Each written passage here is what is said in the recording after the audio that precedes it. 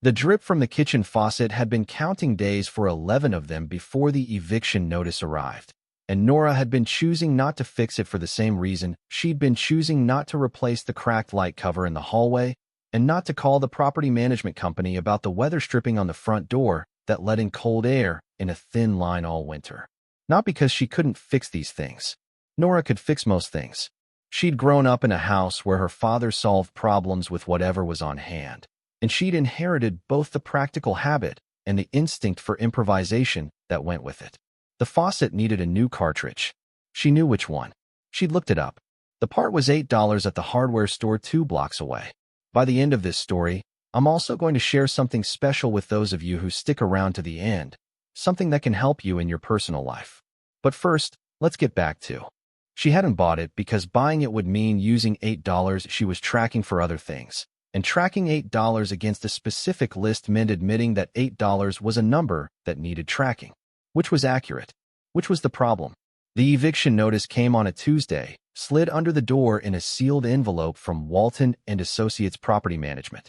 She picked it up before Cal got home from school, opened it standing in the kitchen with her coat still on, and read the balance due of $2,340 representing 3 months of unpaid rent. 30 days to bring the account current before further action would follow. She folded it once and set it on the counter and made dinner. Pasta again, the rigatoni she'd been saving for a week with no particular reason. Cal came in at 3:47, dropped his backpack in the hall, announced a perfect score on his spelling test with the casual certainty of a child who considered the outcome obvious, and went to the kitchen table with his current library book, which was about the adaptations of deep-sea creatures to extreme pressure. He ate with the focused ease of a child who trusted that food would be there and had not yet had cause to examine that trust too closely. He was 10, observant in the patient, accumulating way of children who have learned to watch adults without making the adults aware of being watched. He knew about the money because children know. The dinners had gotten simpler. The trips to the grocery store had gotten more precise, shorter, the cart filling by arithmetic rather than appetite. She hadn't bought new shoes since May. He hadn't said anything about any of it, which she suspected was partly his personality and partly a courtesy he'd developed without prompting. She washed the dishes, checked his homework, and went to bed at 10. She lay awake past midnight doing the math she'd been doing for 3 months, arriving at the same conclusion every time. Without income from a permanent position, she had 5 weeks before the savings ran out and the apartment was no longer defensible. 15 years as a paralegal at Donahue and Sayers had given her a career and a particular way of thinking she couldn't turn off even when she wanted to. The firm had specialized in civil litigation, mainly estate and property disputes, the kind of work that required patience with complex documentation and tolerance for ambiguity in the facts. Phil Donahue had trained her to read what was in a document and what was absent from it with equal attention, to treat the gap between those two things as information rather than oversight. She'd been good at it in the way people are good at work they've done long enough that the skill becomes transparent, becomes simply how they see. Phil died of a cardiac event in March, at his desk on a Tuesday afternoon, while Nora was in the conference room reviewing deposition transcripts. She'd called 911 and kept working because the transcripts had a response deadline and Phil would have wanted it that way, and she didn't know how else to be useful in that moment. Richard Sayers accepted an offer from a larger Nashville firm 6 weeks later.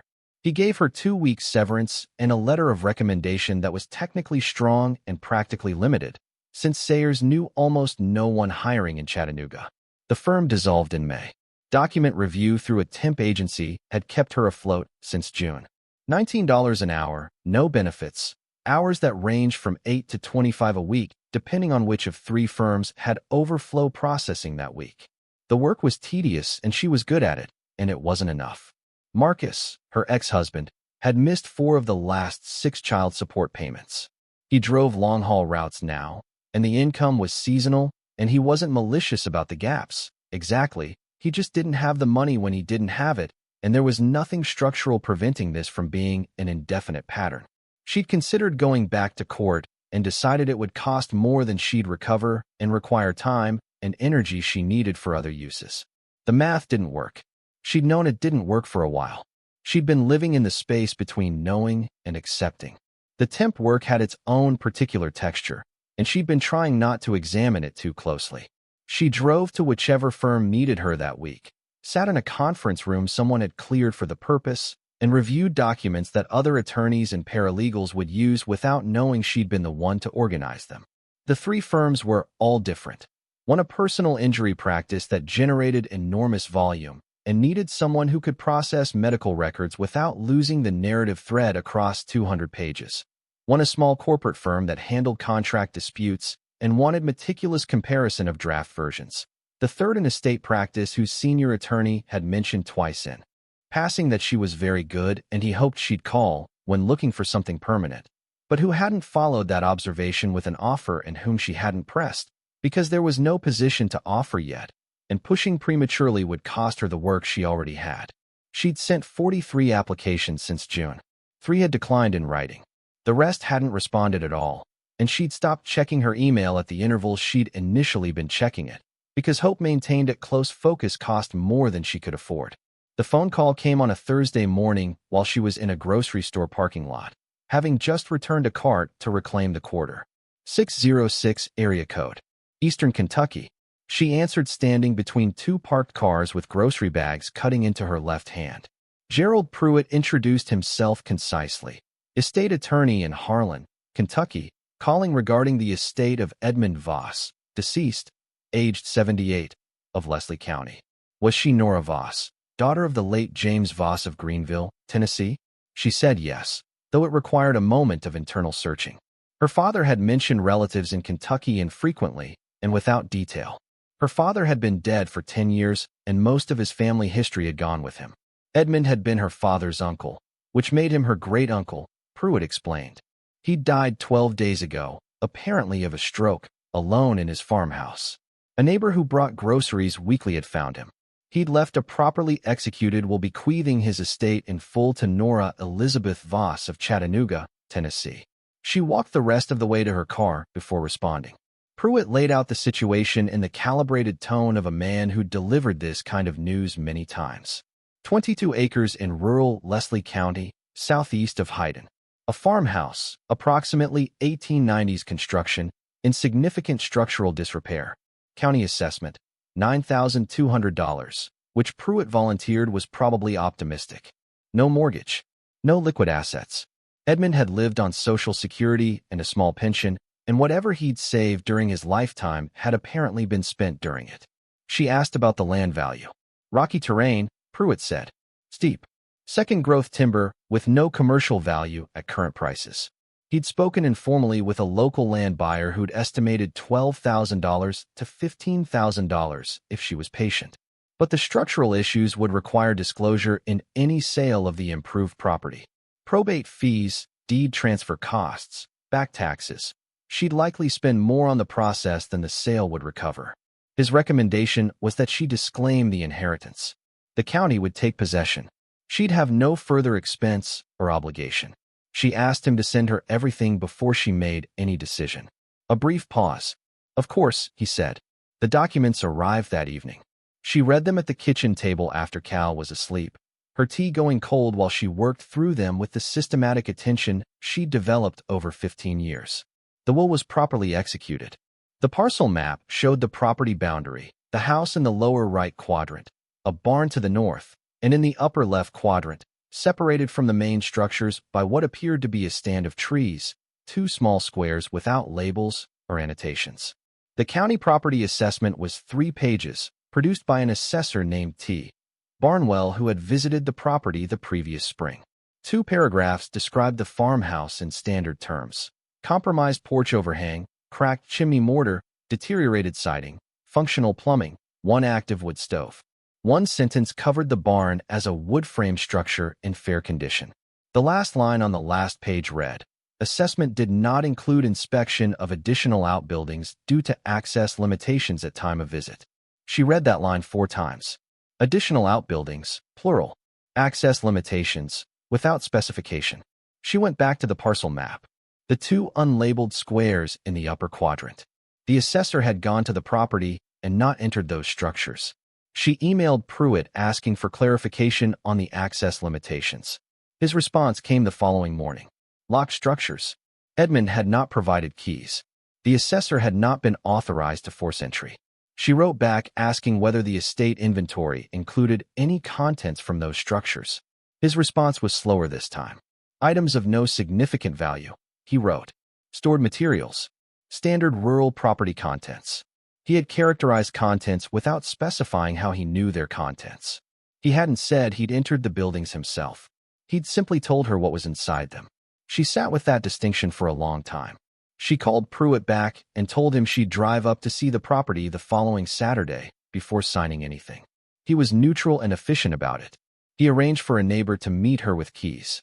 She hung up and looked at the eviction notice on the counter and the parcel map still on her screen and the gap between what the documents said and what they didn't, and she went to bed. The drive was 4 hours and 9 minutes.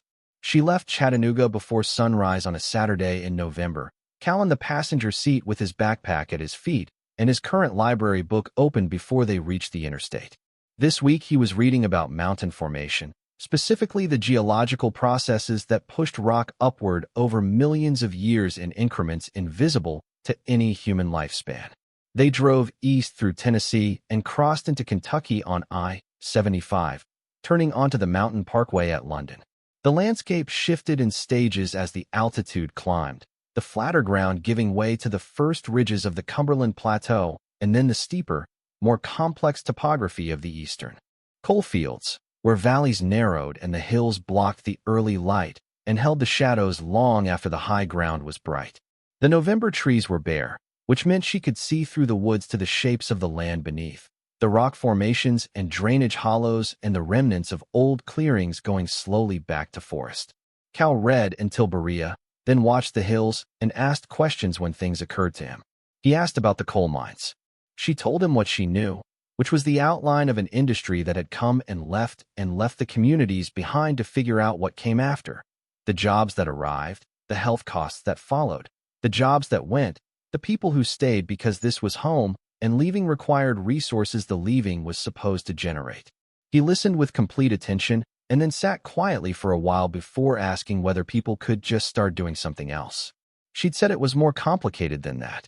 He'd nodded, accepting the truthfulness of the answer even without its completeness, and gone back to his book. They stopped for gas and hazard. Cal used the bathroom and came back with 2 granola bars, paying from the small emergency fund he kept in the front pocket of his backpack, and handed her one without discussion. She ate it driving. He finished his and fell asleep against the window for the last 40 miles, his book open on his knee, his breathing slow. She drove through increasingly narrow roads, the GPS signal dropping in and out, navigating the last stretch from printed directions she'd had the foresight to bring. The lane to the property was marked by a numbered mailbox on a wooden post. She turned onto packed gravel and drove uphill for a quarter mile through bare branch trees before the clearing opened. The farmhouse appeared through the last of the trees, and Cal woke at the change in the truck's motion and looked at it without speaking for a moment. "It needs work," he said. "It does." He considered it with his head tilted slightly, which was his processing posture. The south end of the porch overhang had come down, the boards hanging at an angle from rusted nail shanks. 2 upper-floor windows had cracks running corner to frame. The gutters along the north wall had separated from the fascia at a single point and hung in a long sag, holding several seasons of decomposed leaves. The chimney showed open mortar joints between the stones.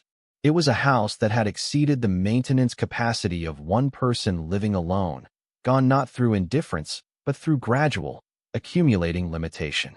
The woodpile against the south wall was neatly split and stacked. The gravel drive was clear. The flower beds were overgrown but still showed the formal edge of someone's old intention, the line where cultivated ground had once been separated from wild. Someone had cared enough about the property to stack the wood correctly and clear the drive. The same someone had evidently run out of hours, or energy, or the physical ability to climb a ladder to the gutters. Nora had cataloged enough estates to know what the last years of one person living alone looked like in a house. The indoor tasks handled, the exterior tasks surrendered, the hierarchy of maintenance that prioritized what was seen daily over what would only be visible from outside. A man was waiting in a pickup at the clearing's edge. He got out when he saw them, introduced himself as Ray, said Pruitt had sent him, handed over a key ring with 7 keys, and told her to lock up when she left. He was back in his truck and gone in 4 minutes, not unkindly, just finished with his obligation. She stood holding the key ring. 7 keys. Front door, back door, barn. That was 3. The remaining 4 she couldn't account for from the driveway. Through the stand of cedars to the left of the barn, the 2 stone shapes visible in the flat November light. She took Cal inside. The front room held a couch under a cotton dust sheet and a wood stove with a cord of split wood neatly stacked beside it. A braided rug gone thin at the center. The kitchen through the doorway was spare and organized. Propane stove, deep farmhouse sink, open shelving with dishes arranged by size, a 2-person table. A calendar from 2 years ago showing a Vermont-covered bridge in autumn, still open to November, hung on the kitchen wall. On the shelf below it, 3 paperback books stacked with their spines facing out, and beside them a small carved wooden object she identified after a moment as a bird, perhaps 4 inches tall, cut from a single piece of dark wood with the grain running through the tail. Not a folk art piece in the decorative sense, but a working study, the kind of thing made to understand a form rather than to display it. Edmund had shut the house down carefully, or had it shut down for him. The surfaces held dust from recent absence rather than years of neglect. She moved through the house with the systematic attention of 15 years cataloging estates. Cal settled on the couch and opened his book, the dust sheet crackling as he shifted to get comfortable. Upstairs, 2 bedrooms separated by a central hallway. The first held an iron bed with a mattress, a wooden dresser with an oval mirror, a ladder-back chair in the corner. Ordinary. The second room was smaller, a narrow cot along the wall, a small side table, and a bookshelf. The bookshelf stopped her. It held perhaps 40 volumes, neither organized by title nor by author, but by subject, or by something like subject. One shelf held reference material. A furniture dictionary in 2 volumes, a guide to American decorative arts, a Sotheby's auction catalog from the year before last with a paper tab marking several pages, a Christie's catalog similarly tabbed. The shelf below held technical publications, thin and spiral-bound, their covers labeled with years rather than titles. She took down the Sotheby's catalog and opened it to the first marked page. 3 lots, each with a small penciled check beside the hammer price. A queen and dressing table, New England, estimated $150,000 to $200,000, sold for $287,000. A Chippendale card table, Philadelphia, estimated $90,000 to $130,000, sold for $195,000. A William and Mary chest, New England, estimated at $85,000 to $125,000, not sold. Beside each result, Edmund had made a notation in the margin she couldn't fully read in the room's dim light. She photographed the pages. She took down one of the spiral-bound publications. Its cover read, "Wood shrinkage and movement in primary furniture woods, a technical reference for conservation practitioners." A photocopy of something originally produced by a museum conservation department. The margins held notes in small, precise handwriting. Disagreements with specific methodology recommendations, alternative approaches annotated with dates that suggested they'd been tested and refined over years of practice. She put it back and went to the small side table beside the cot. The top drawer held 2 items, a folded photograph and a small cloth-covered journal. The photograph was black and white, printed on paper that had yellowed at the edges. 2 men standing in front of a truck, both in work clothes, both squinting into light that came from the left. The younger man she recognized from photographs her mother had kept for years after the divorce. Her father, James Voss, perhaps 20 years old. The older man beside him was tall and angular, holding a hat by its brim in one hand. She turned the photograph over. In pencil, in Edmund's characteristic small hand, James and Edmund, 1978. She stood with the photograph for a moment. Edmund had kept a picture of her father in his bedside table, a man she'd never met, or had met once as a child too young to retain the memory, had lived for decades with her father's 20-year-old face beside him. She didn't know how to parse that quickly. She knew almost nothing about their relationship, about what James Voss had meant to Edmund or Edmund to James, about whether there had been closeness or distance or some intermittent pattern that resisted simple description. Her father had not been a confiding person. He'd been warm in a contained way, generous without being revealing, the kind of man whose emotional life was visible in what he did rather than what he said about it. Whatever had connected him to Edmund, whatever had made Edmund keep this photograph for 40-odd years and leave his estate to a great niece he'd never had occasion to know, it hadn't been passed down in language she could access now. She put the photograph carefully in her bag and felt, for the first time since parking in the clearing, something other than professional focus. A faint, complicated feeling she didn't have a clean name for. Grief, perhaps, or its quieter cousin. The particular weight of finding out that someone cared about you in ways you were never informed of while they were still alive to ask. The journal was unlocked. She opened to the first entry, dated 7 years ago. Edmund wrote about a chest of drawers he'd been working on, the specific challenge of stabilizing a split in the primary backboard without disturbing the original nail pattern. He described 2 failed attempts and a third that worked, noting the exact pressure and angle required. He wrote as a man accounting to himself, noting what worked and what hadn't without drama or conclusion drawing. She read 2 more entries, both technical, then put the journal back. She needed the cellar. The cellar door was in the kitchen floor, plankwood with iron strap hinges and a padlock through the hasp. She found the right key on the 4th try. The stairs were steep, and she went down with her phone flashlight on. The cellar was expected: stone foundation walls, a dirt floor, wooden shelving along one wall holding empty canning jars, a cardboard box of hand tools in the corner. Ordinary cellar for an 1890s farmhouse in eastern Kentucky. What was not ordinary was the door in the far wall. Steel, set flush into the fieldstone foundation, 6 feet tall, its frame welded and mortared into the surrounding stonework. The paint was gray and perhaps 10 to 12 years old, showing fine surface cracking but no rust penetration.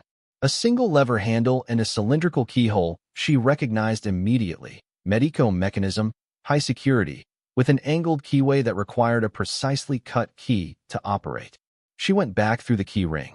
Of the remaining unaccounted keys, 2 had the distinctive Medico profile, flat-sided with angular cuts at multiple depths. She tried the first. The depth was wrong at the first 2 cuts. She felt it in the resistance before the key stopped entirely. She tried the second. It turned. The lever handle came down. The door swung inward. The air that moved through the open door was not the cold and slightly damp air of the cellar, but something regulated, deliberate, dry and cool, temperature held rather than ambient. The smell was specific, and she identified its components separately: wood, linseed oil, beeswax. The particular dry sweetness of old organic material maintained rather than aged. The smell of things being preserved. She found the light switch inside the door frame and pressed it. 4 LED overhead fixtures came on simultaneously, mounted on a concrete block ceiling, casting flat, even light without shadow or flicker. The workshop was larger than she'd expected. She estimated 35 feet wide, 20 deep, extending beyond the footprint of the house above. The ceiling was 8 feet at the center, angling down to 7 at the perimeter where the grade pressed in. The walls were concrete block, painted white. The floor was poured concrete, level, unmarked. Along the left wall, 3 workbenches built from 2-inch maple, each configured differently. The first held woodworking hand tools in graduated sizes, chisels sharp enough to cut cleanly at a touch, spoke shaves, card scrapers, wooden-bodied planes with blades that caught the light without a trace of rust. The second bench held finishing tools, brushes of various widths in labeled jars, palette knives, folded rags, a heat lamp on an adjustable arm. The third bench held instruments of a different category, the kind associated with work requiring a different scale of precision: tweezers with angled tips finer than toothpicks, magnifying lenses mounted on articulating arms, probes that looked borrowed from a medical setting. Along the right wall, open shelving, floor to ceiling, organized with the same care as everything else in this space. Specialty finishing compounds in labeled tins. Wax in colors ranging from clear through medium walnut. Hide glue in a double boiler on a hot plate. Sheets of veneer filed in cubbies by wood species. Rolls of cotton and linen and muslin. Hardware in small divided trays. Hand-forged nails sorted by shaft diameter, period-appropriate brass screws in graduated lengths, replacement cotter pins for furniture mechanisms. Edmund Voss had been a conservator, not a furniture restorer in the sense most people understood the term, but a practitioner in the museum's sense. Someone who reversed damage and arrested deterioration while preserving original material as completely as possible. The distinction was the difference between a piece worth $100,000 and one worth a fraction of that. A refinished antique was altered. An antique with its original surface intact was irreplaceable. In the center of the room, on low wooden stands that kept each piece 6 inches above the concrete floor, 23 pieces of furniture. She walked in slowly. A gate-leg table in walnut stood nearest the door, its surface holding the accumulated wax and slow oxidation of 3 centuries without disruption. That particular depth of color that came only from old walnut left entirely alone. She circled it without touching, studying the profile of the turned stretchers beneath, the slight wear on the pad feet where generations of floors had pressed against them. A small tag was attached to one leg by a thread, Edmund's handwriting on both sides, one side a catalog number, the other a date, and a single-word notation she couldn't read from the angle she was standing at. She moved on. Every piece had a tag. Every tag was numbered. He'd cataloged all of them. A painted blanket chest against the right wall, Pennsylvania in origin by the decorative language, with tulips in red and yellow on a blue-green ground. The paint was fine-crazed with age, but present and complete, every stroke original. A queen in side chair in walnut with a vase-shaped splat and curved crest rail, its drop-in seat still holding what appeared to be its original needlework, faded but intact. She'd worked alongside an appraiser once, a specialist Phil Donahue had brought in for a Knoxville estate that included a collection of American pieces. The woman had moved through the rooms with the focused deliberateness of someone reading a language most people couldn't access.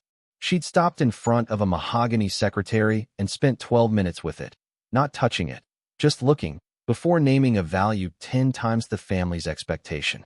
Phil had said afterward that the appraiser could see things in a surface that other people literally could not perceive, not because of any mystical gift, but because of the accumulated pattern recognition of 30 years in one specialty. Nora had thought about that comment occasionally since, when she encountered a document that looked clean on a first reading and held something significant underneath. Standing in front of Edmund's high chest, she understood what the appraiser had felt. The particular arrested quality of attention that came from encountering something that demanded it. Mahogany, Boston, approximately 1760 to 1780. She knew it was Boston by the proportions and by the specific vocabulary of the carved ornament. Fan decorations at the lower and upper cases with deeply cut, precisely radiating lobes. A broken pediment at the top fitted with carved flame finials that rose to their full height without damage. Cabriole legs with claw and ball feet in the Boston manner, the talons gripping the ball tightly rather than in the more open Philadelphia style. She'd cataloged estate furniture for 15 years, and she'd never stood in front of a piece like this outside a museum. The surface held a dark, reddish-brown glow that was not polish but patina, the irreplaceable quality of original finish unchanged across 2.5 centuries, the quality that no refinisher could replicate, and that no buyer of serious American furniture would accept a substitute for. She stood in front of it for a long time. Edmund's primary workbench held an open notebook. She carried it to the light. The page was an entry for the Queen and Tea Table, Cherry, Massachusetts origin, 1740 to 1760 estimated. Original surface intact. Minor glue failure at one leg to top joint repaired with hide glue without surface disruption. Cataloged the previous November. At the bottom, in ink that was slightly different from the main entry, added later. Sotheby's specialist appraisal received March 12th. Estimate $185,000 to $220,000. She set the notebook down. She picked it up. She reread the line. The appraisal correspondence was in the second drawer of the primary workbench, 11 letters clipped together. She brought them all to the bench and read them under the LED light. Before we find out what happened next in the story, I want to take a brief moment to speak directly to anyone watching who might be going through their own sudden, overwhelming transition. If you are navigating a bitter divorce, the loss of a spouse, or a financial shock, you know the hardest part isn't just the money. It's not knowing what to do first. That is exactly why we created the Phoenix Blueprint. It is a practical, step-by-step guide for starting over. It doesn't have fluffy affirmations or vision boards. It is a tactical survival manual. It gives you the exact checklist for the first 48 hours, including the one rule you must follow. Do not make any decision you cannot reverse. It includes the Found Money worksheet, showing you exactly how to check state databases because 1 in 7 Americans actually has unclaimed money waiting for them right now. It even gives you word-for-word boundary scripts to use when family members pressure you for money or try to make decisions for you. You can get the entire guide right now for just $17. If you're watching on your TV, just pull out your phone, open your camera, and scan the QR code on the screen right now. If you're on a computer or phone, click the top link in the description. You don't have to figure this out alone. Now, let's get back to the story. 3 from Sotheby's in New York, 2 from Christie's, 1 from a private specialist in Philadelphia named Carolyn Marsh, whose letterhead described her as a consultant in early American decorative arts, 1 from a curator at the Yale University Art Gallery. The letters covered 11 of the 23 pieces. She took a legal pad from the adjacent drawer and added the midpoint values. The total for 11 pieces was $1,640,000. She was putting the legal pad down when she noticed the third drawer. She'd opened 2. She opened the third. Inside was a bound catalog, not the working notebook she'd already found, but a more formal document, hand-typed on cream paper and bound in gray cardstock. The cover read, in Edmund's characteristic small handwriting, Boss Collection, full inventory and preliminary valuations. She opened it. 23 entries, each on its own page.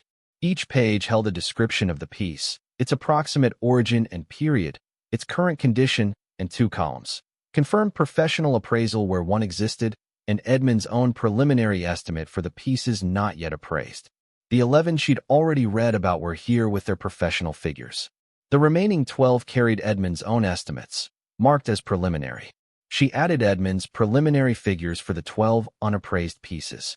The combined total, professional appraisals and preliminary estimates together, was $3,820,000.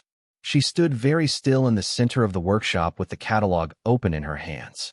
Nearly $4 million in antique furniture maintained in a temperature-controlled room below a farmhouse in Leslie County, Kentucky, by a man who died alone at 78 on a Social Security check. A lawyer had told her the estate wasn't worth the cost of inheriting. She photographed every page of the catalog. She photographed every appraisal letter, both sides. She photographed the room and every piece it held, moving carefully around each stand so that she had angles from all 4 sides of every object. Then she went back upstairs. Cal was still on the couch with his book. He looked up when she came through the kitchen from the cellar. "What's down there?" She sat in Edmund's kitchen chair across from him. "Work," she said. "A lot of it." He went back to his book. She looked at the wooden box on the shelf behind the calendar that she'd noticed earlier and hadn't yet opened. She took it down and sat at the table. The box held correspondence, letters in envelopes, and some folded loose, organized in chronological order with the oldest at the back. She worked through them systematically, photographing each one before setting it aside. Most were from institutions. 2 from the Yale Art Gallery, 3 from Colonial Williamsburg, 1 from the Metropolitan Museum of Art, on museum letterhead with a registrar's signature. Each letter was brief and professional, acknowledging the receipt of a specific piece and enclosing payment. Edmund had been quietly selling American antiques to major institutions for years, piece by piece, without apparent interest in recognition or publicity. Near the back of the box, a different letter. Pruitt Law Office letterhead. Harlan, Kentucky, dated 8 months before Edmund's death. She read it. The letter opened by referencing a phone conversation they'd had in July. Pruitt noted that he had spoken with a private collector, name withheld for confidentiality purposes, who was prepared to offer a lump sum for the full workshop contents based on Edmund's catalog documentation. The offer was $600,000. Pruitt noted that while this fell below the aggregate of individual auction estimates for the documented pieces, the advantages were speed, privacy, and the elimination of auction house commission. He had arranged for the collector's representative to conduct a brief survey visit in October. He anticipated Edmund would find the terms satisfactory. Nora read the letter twice. Then she read it a third time, the way she read any document where the problem might be concentrated in a phrase rather than a sentence. Edmund had not accepted. The estate inventory Pruitt had sent her showed no furniture transaction of any kind. Either Edmund had refused the arrangement outright, or he had died before October's visit occurred and the deal had died with him. But the letter's existence established something regardless of outcome. Pruitt had known. Specifically, precisely, and for at least 8 months before Edmund's death, he had known about the workshop's contents, their documented value, and their location beneath the farmhouse. He'd called the estate worthless to Nora over the phone. He'd characterized the locked-out buildings as holding materials of no significance. He'd recommended she disclaim without visiting. Nora had spent 15 years working in estate litigation. She'd sat through depositions of executors who'd failed to disclose assets, reviewed discovery packages where certain documents were conspicuously absent and the explanation for their absence conspicuously vague. She knew what professional malfeasance looked like when it was careful enough not to announce itself in plain language. This was careful. Not careful enough, but careful. She put the letter in her bag with the photograph. She stood in Edmund's kitchen for a moment and looked at what she'd assembled in the preceding 3 hours. The collection downstairs, the appraisals, the catalog, the institutional correspondence, the Pruitt letter. 20 more minutes, she told Cal. He put down his book without complaint. She went out the back door. The stone outbuildings stood 50 yards from the house, separated by a 12-foot gap, both with corrugated tin roofs and no windows except a single high-set opening in each. She went to the smaller one first. An ordinary tool shed, hand tools on the walls, a wheelbarrow, a chainsaw in its case, gasoline cans on metal shelving. She locked it and moved to the second. The second outbuilding had a steel door set into the stone with a welded frame and the same Medico keyhole as the cellar door.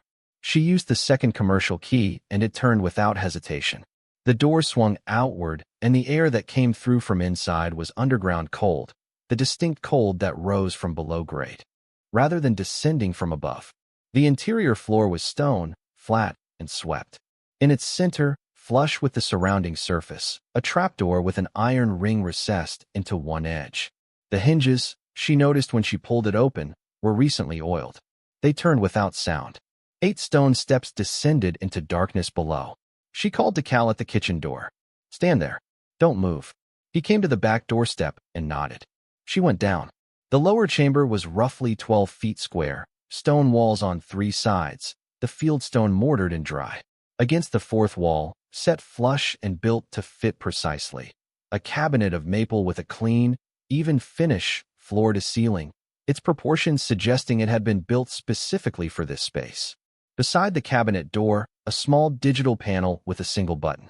She pressed it. A display lit up. 58 degrees Fahrenheit. 45% relative humidity. Battery status, adequate. Climate control, battery maintained, running continuously. Whatever was in this cabinet had been maintained at conditions appropriate for the long-term preservation of sensitive materials. Paper, photographs, certain organic compounds. Things that deteriorated in warmth or humidity and lasted for decades under the right conditions. She went through the remaining keys on the ring. 3 still unaccounted for. 2 residential cuts and 1 smaller, finer cut key she'd been carrying without a lock to try it in. She held the smaller one against the cabinet's keyhole. The profile was wrong for this lock, not this mechanism. She photographed the cabinet and the digital readout. Then she climbed back up. She was locking the outbuilding's steel door when she noticed the boot print. It was in the damp earth beside the door frame, partially obscured by the arc of the door when it swung open, visible because she happened to be looking at the ground while fitting the key to the lock. A partial impression of a lug-soled boot, large, the mud around it dry at the edges and moist at the center. Not old. Edmund had been dead for nearly 2 weeks. 12 days, by Pruitt's count. She crouched and looked at it without touching it. The earth beside the stone outbuilding received enough shade from the walls to stay damp longer than surrounding ground. She estimated the print was 2 to 4 days old, left sometime in the past week by someone wearing work boots and weighing enough to press the impression to the depth she was looking at. Someone had been at this door within the past week. She stood and looked at the key in her hand.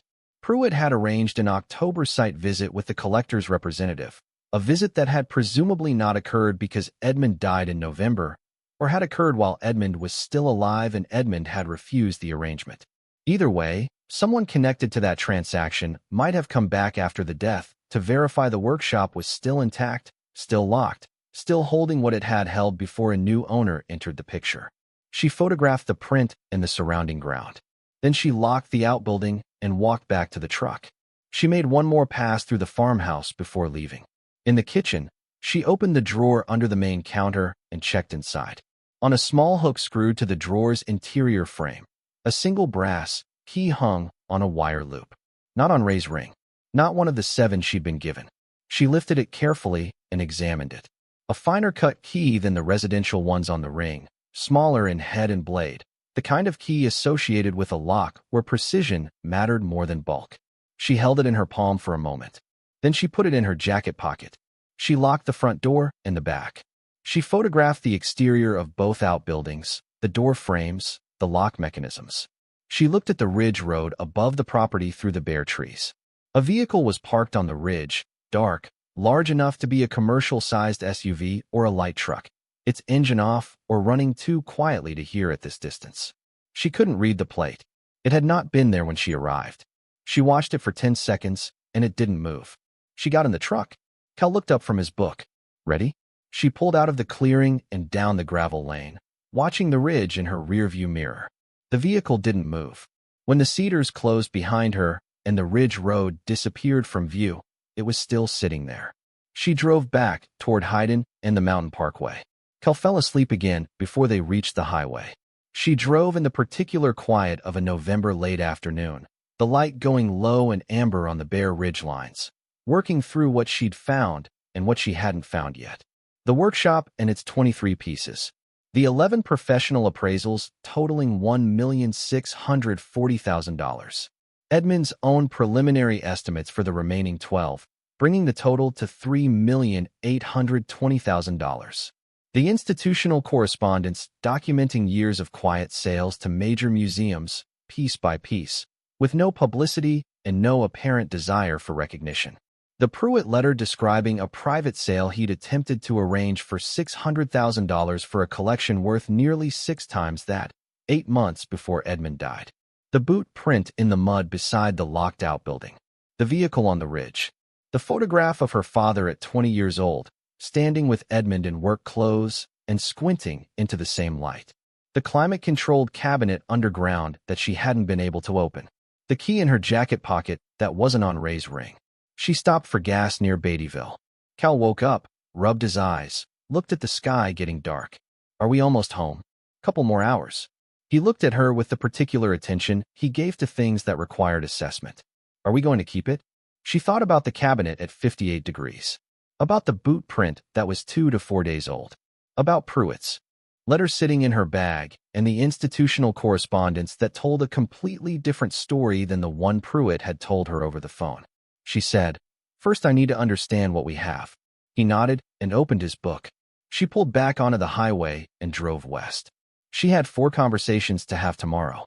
One with an attorney she trusted about what a lawyer's conduct looked like when he knew the full extent of an estate's value and recommended a beneficiary disclaim it. One with a specialist in American decorative arts about whether what she'd seen in that room justified what Edmund's catalog said it was worth. One with a locksmith about whether the smaller key in her jacket pocket was associated with the cabinet underground or something else she hadn't found yet. And one she hadn't yet fully articulated. The conversation she was going to have eventually with Edmund Voss himself, through whatever he'd kept at 58 degrees, about why he'd chosen her specifically, and what he'd left for her to understand. She kept returning to Edmund's notation for the unappraised 12 pieces. Preliminary. Not provisional, not estimated, not approximate. Preliminary implied a methodology and a confidence in the output of that methodology. Edmund had spent decades in active conversation with the specialist community that valued these objects. He'd corresponded with curators and auction house specialists and private consultants. His preliminary figures were not guesses. They were the judgments of a man who knew the material and the market and had applied that knowledge carefully.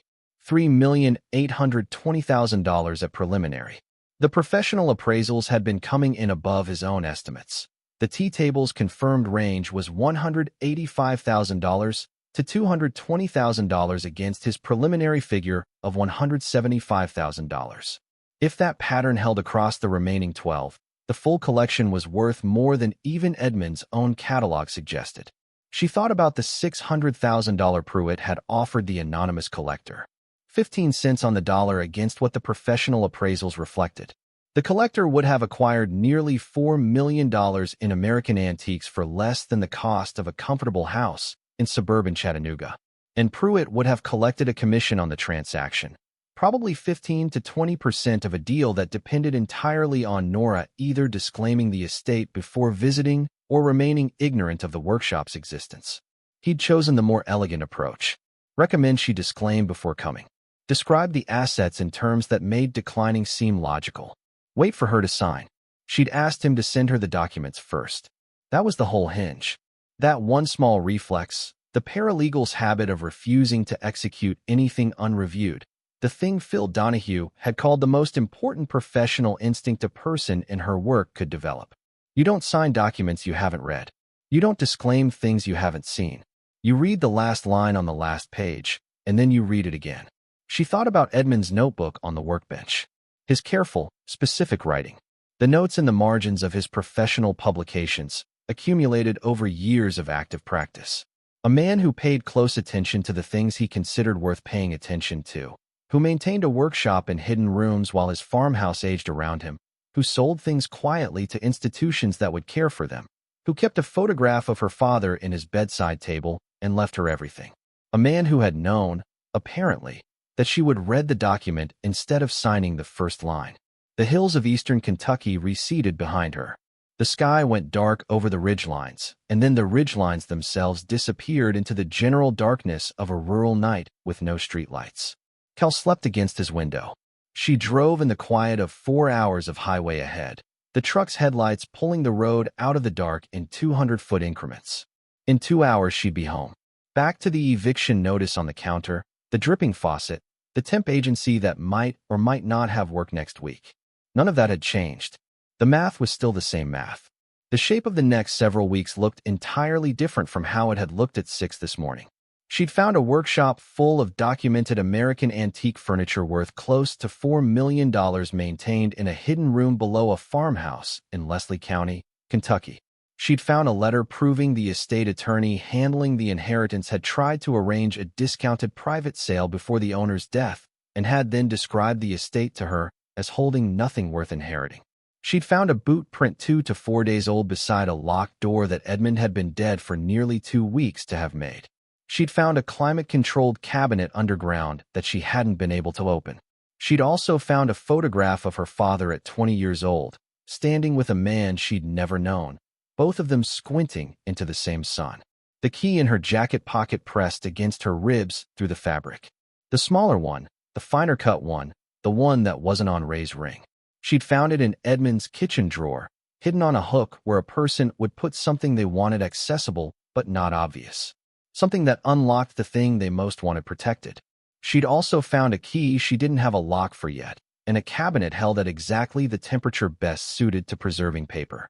She drove into the dark with the smaller key in her jacket pocket, pressing through the fabric against her ribs, and she thought about what Edmund Voss had kept in that cold underground room and why he'd decided she was the one to find it.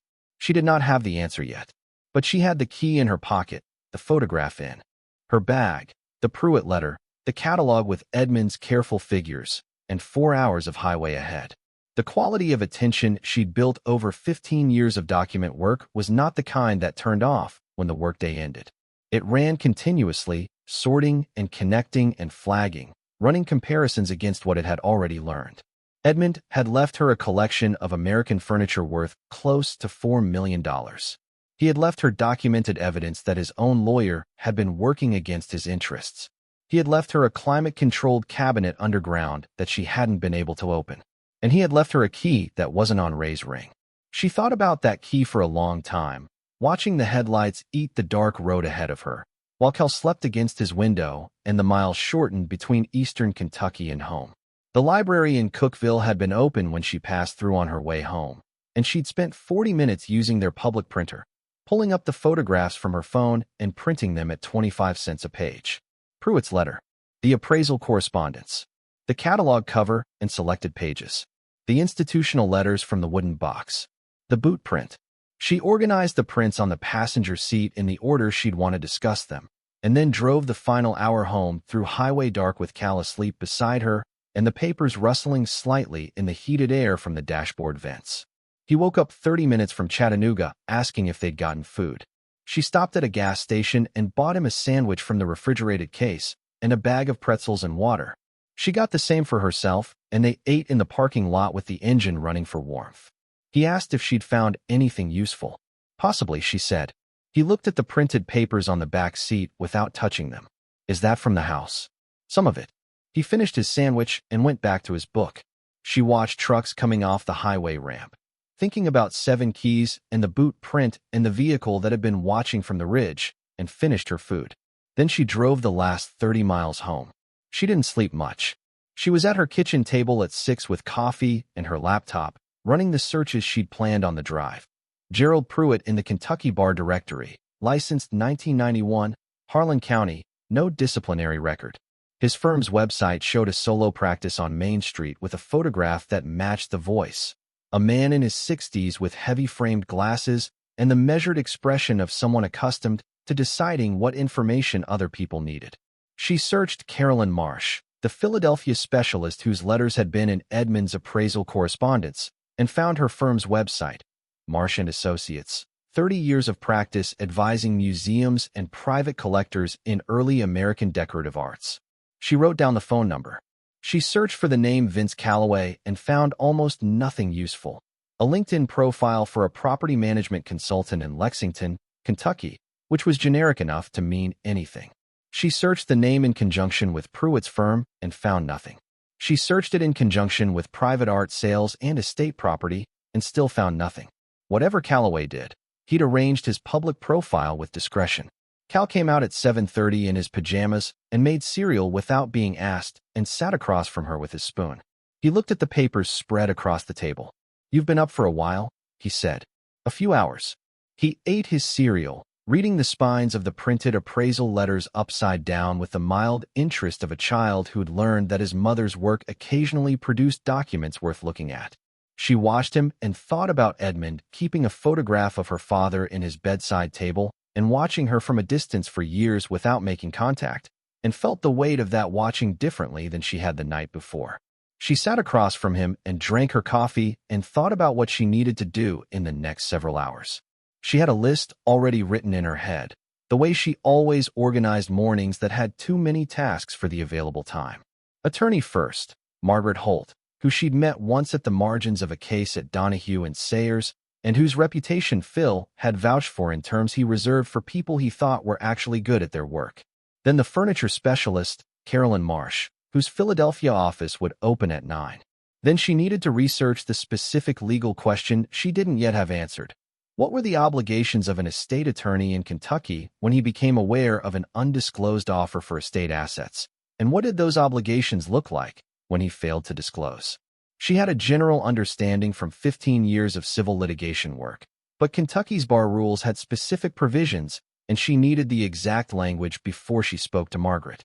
She opened her laptop and spent an hour in the Kentucky Rules of Professional Conduct. She took notes in the margin of her legal pad. When she was done, she had 3 specific rule numbers and a clear enough picture that she would not be fumbling when Margaret asked her questions.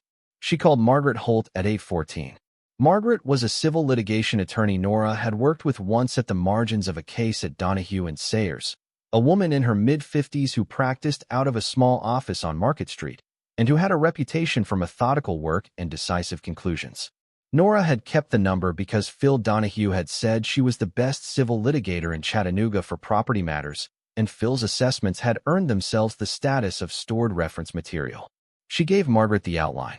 Gray Tunkle's estate attorney, who'd recommended she disclaim without visiting.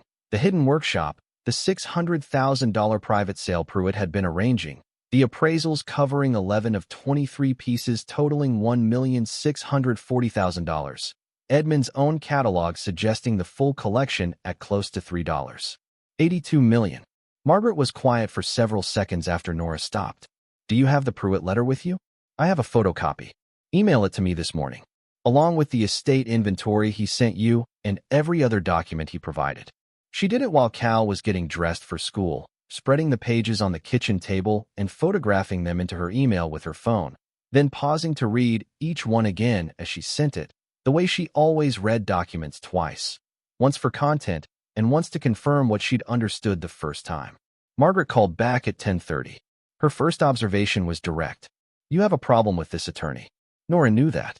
She needed the shape of the problem described specifically. What followed was a 15-minute analysis. If the Pruitt letter was genuine and if Edmund had died without completing the private sale transaction, what Pruitt had done fell into several potentially overlapping categories.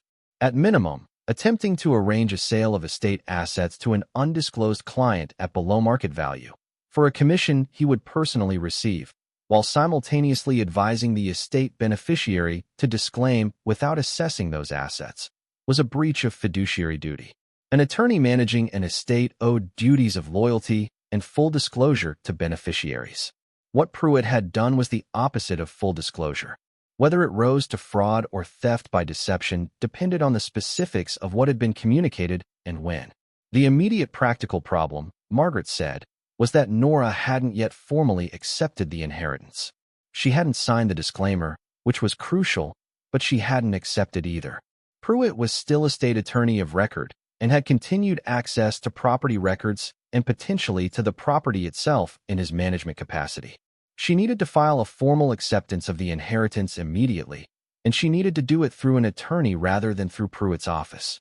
"What's the risk if I don't move fast?" Nora asked. He could file a claim against the estate asserting that certain items were promised to a third party. He could produce documentation of the private sale as if it were a completed agreement. He could challenge the will on technical grounds to delay probate while he arranges an alternative outcome. Margaret paused. "He's had 12 days since Edmund's death to think about this. You should assume he's already done some of those things and find out which ones." Nora wrote that down. She called Carolyn Marsh in Philadelphia at 11. Marsh answered on the fourth ring with the unhurried directness of someone who spoke with strangers about significant things regularly.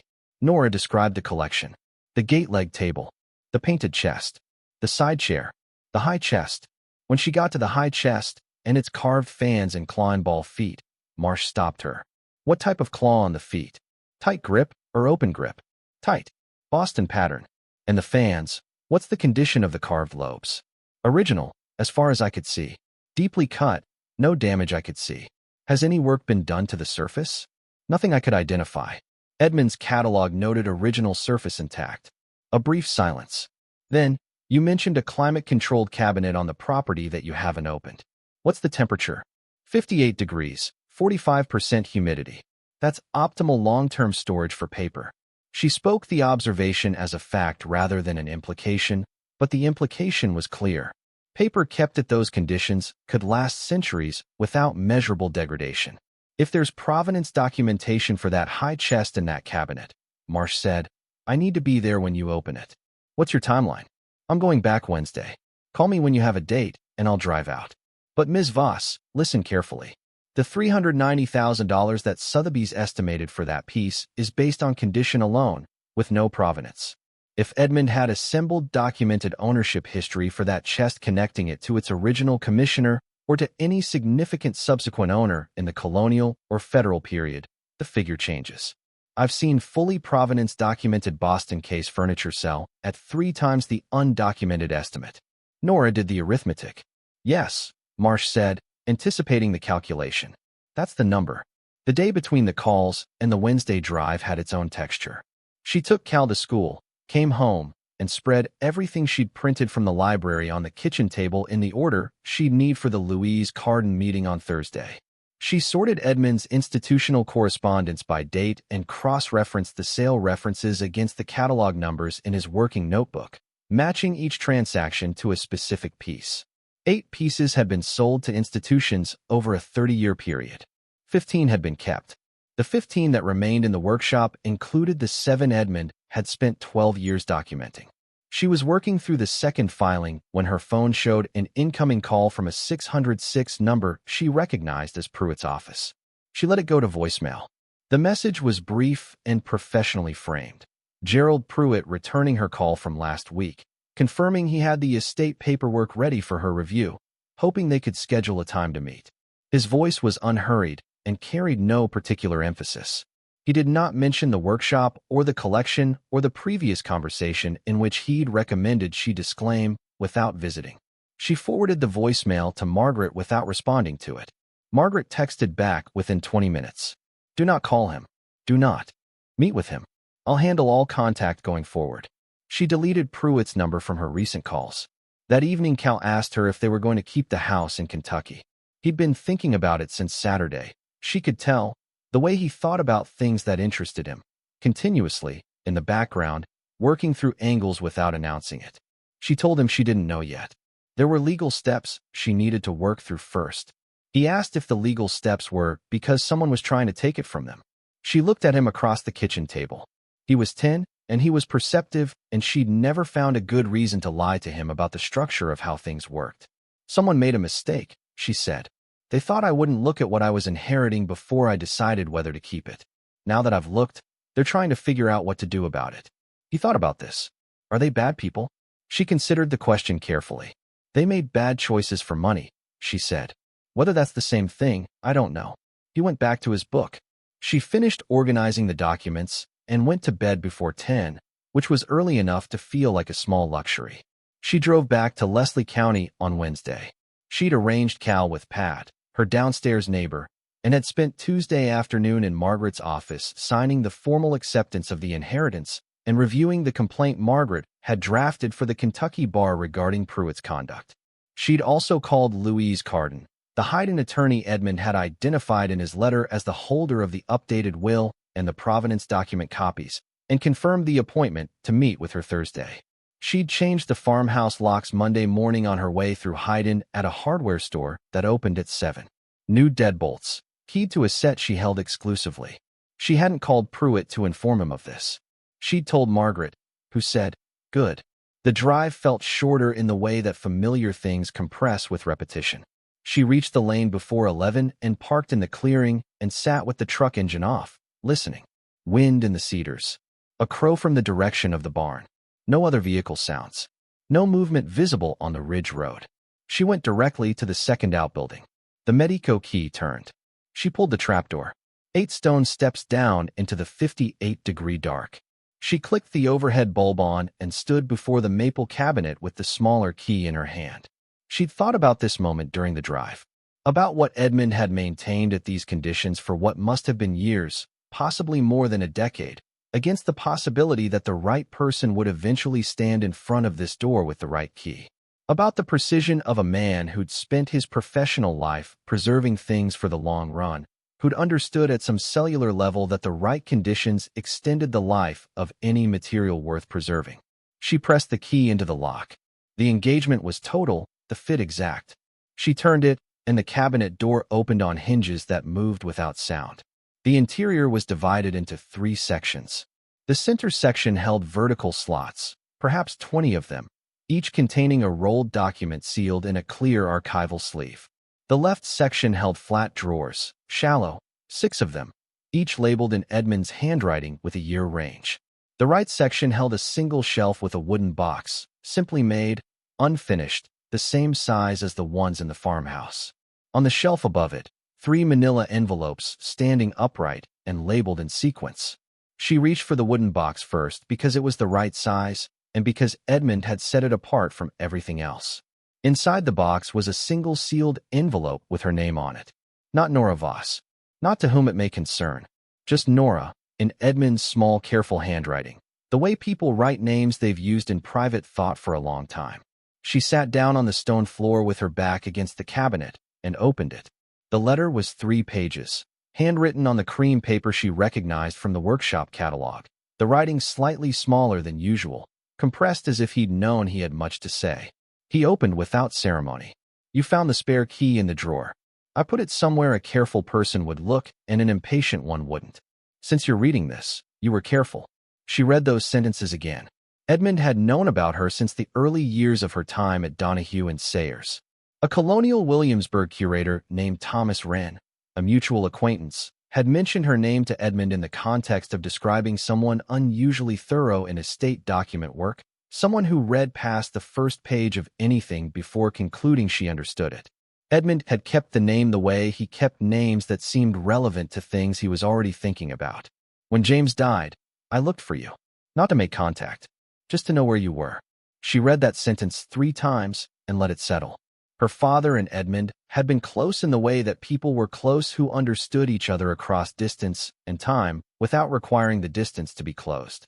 They'd spent a summer together in 1978, the summer of the photograph she'd found in the bedroom, working at a furniture warehouse in western Pennsylvania where Edmund had first encountered American antiques at serious scale. Her father had been 19. Edmund had been 32.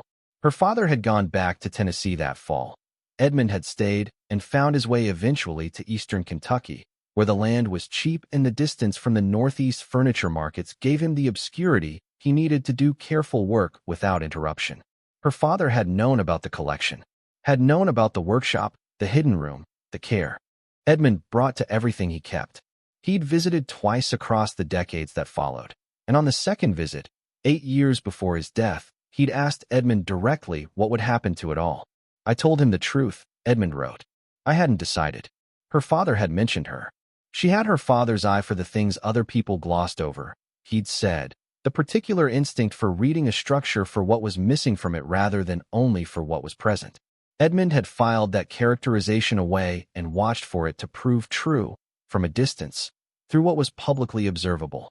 He'd spent years watching the kind of life she was building. The paralegal career, the son, the dissolution of the firm. He'd tracked her through public records the way he tracked provenance on furniture, following the documented chain from one point to the next, building the picture from what could be verified. When the pattern of her situation began to shift, when the movements stopped suggesting stability and started suggesting daily management of a shrinking margin, he'd updated his will and written this letter. I am not giving you this collection as charity, Nora. I want to be clear about that.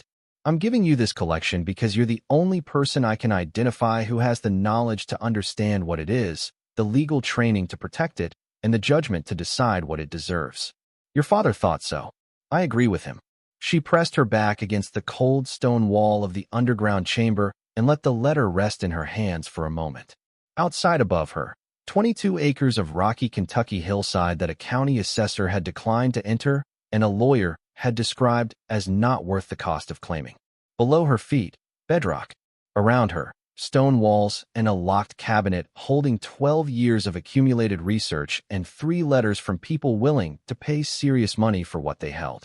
She thought about what the county assessment had said. Access limitations at time of visit. 5 words that had functioned as an instruction to Nora the same way a locked drawer functions as an instruction.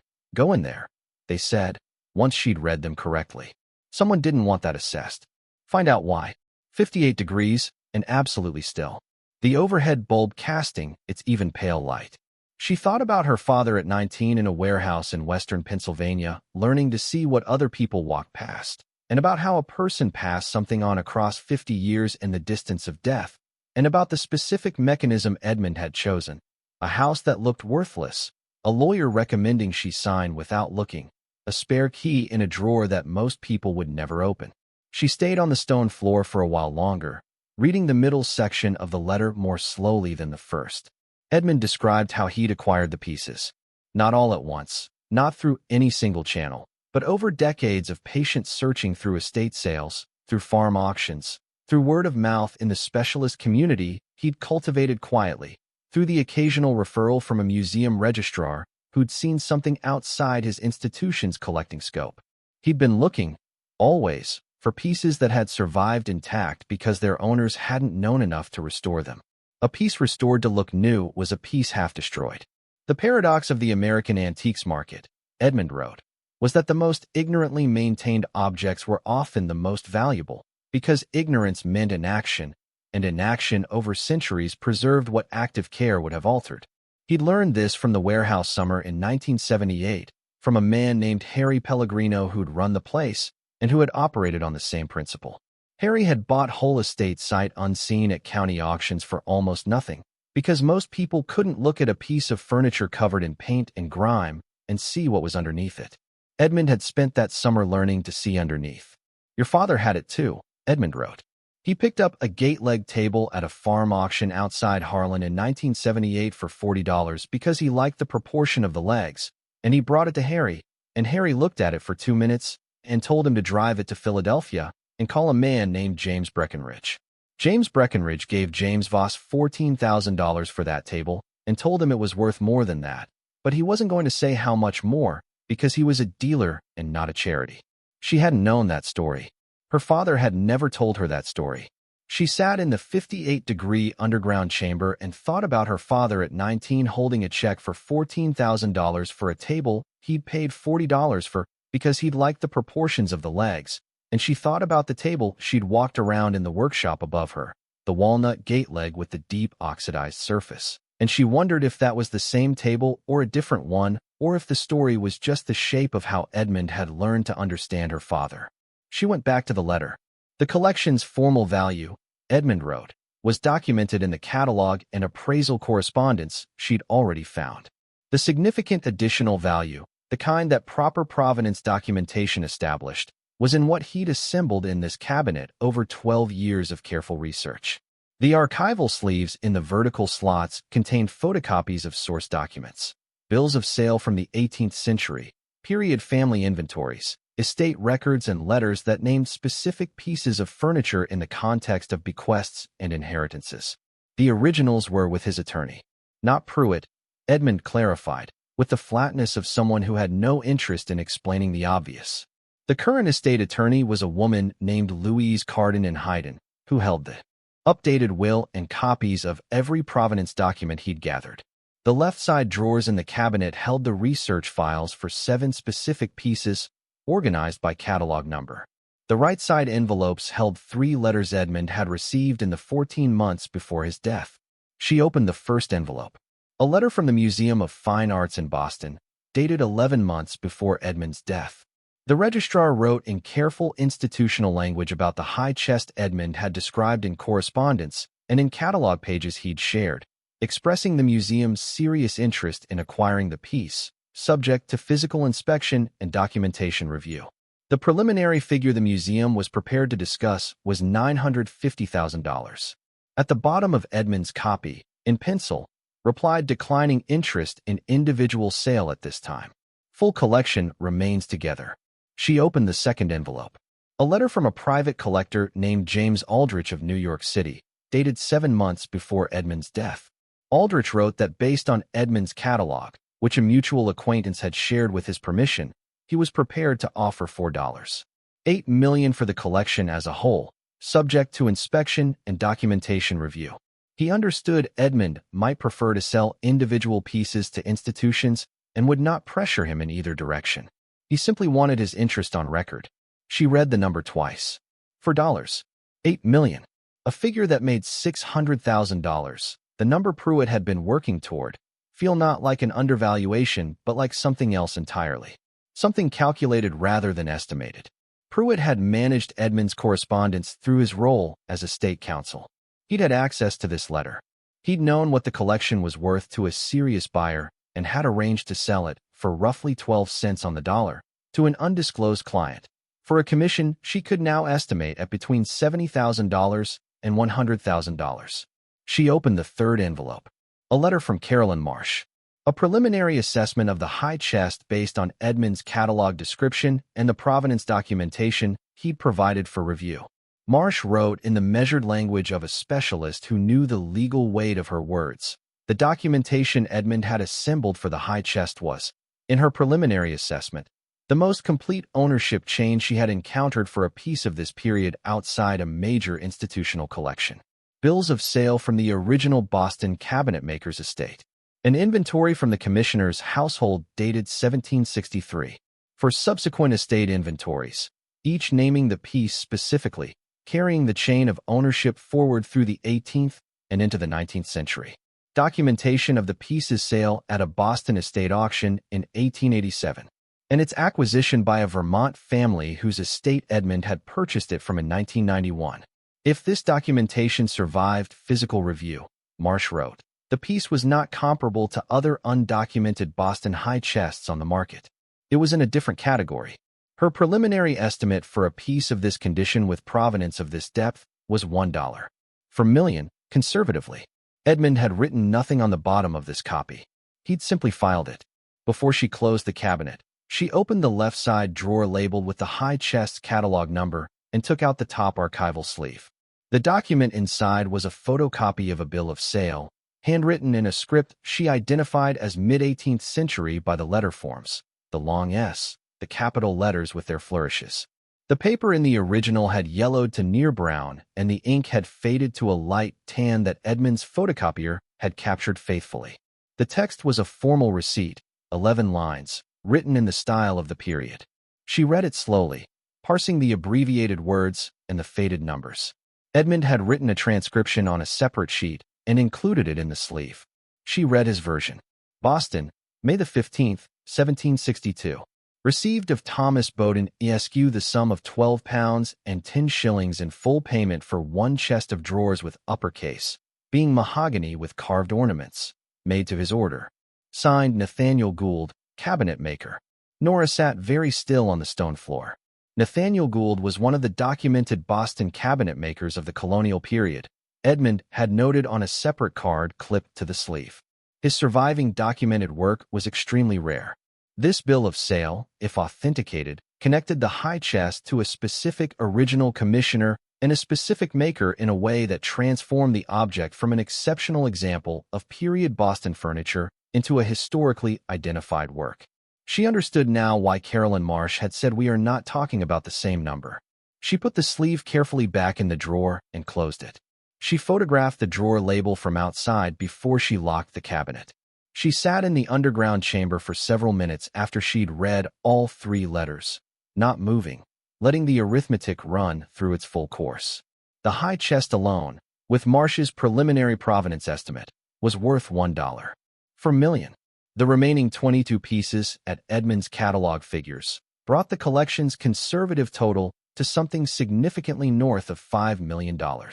A collection that Pruitt had been working to sell for $600,000. She heard the footsteps above her, not inside the outbuilding. Outside, approaching the steel door, moving with the unhurried deliberateness of someone who knew where they were going. They stopped at the door. She heard the soft sound of a key being fitted to a lock. Her lock. The one she'd re-engaged from inside when she came down. The key didn't turn. She heard the resistance, the second attempt. A pause. The footsteps moved. Around the exterior perimeter of the outbuilding, methodical, pausing at each corner. Back to the door. A longer pause. Then they moved away toward the farmhouse.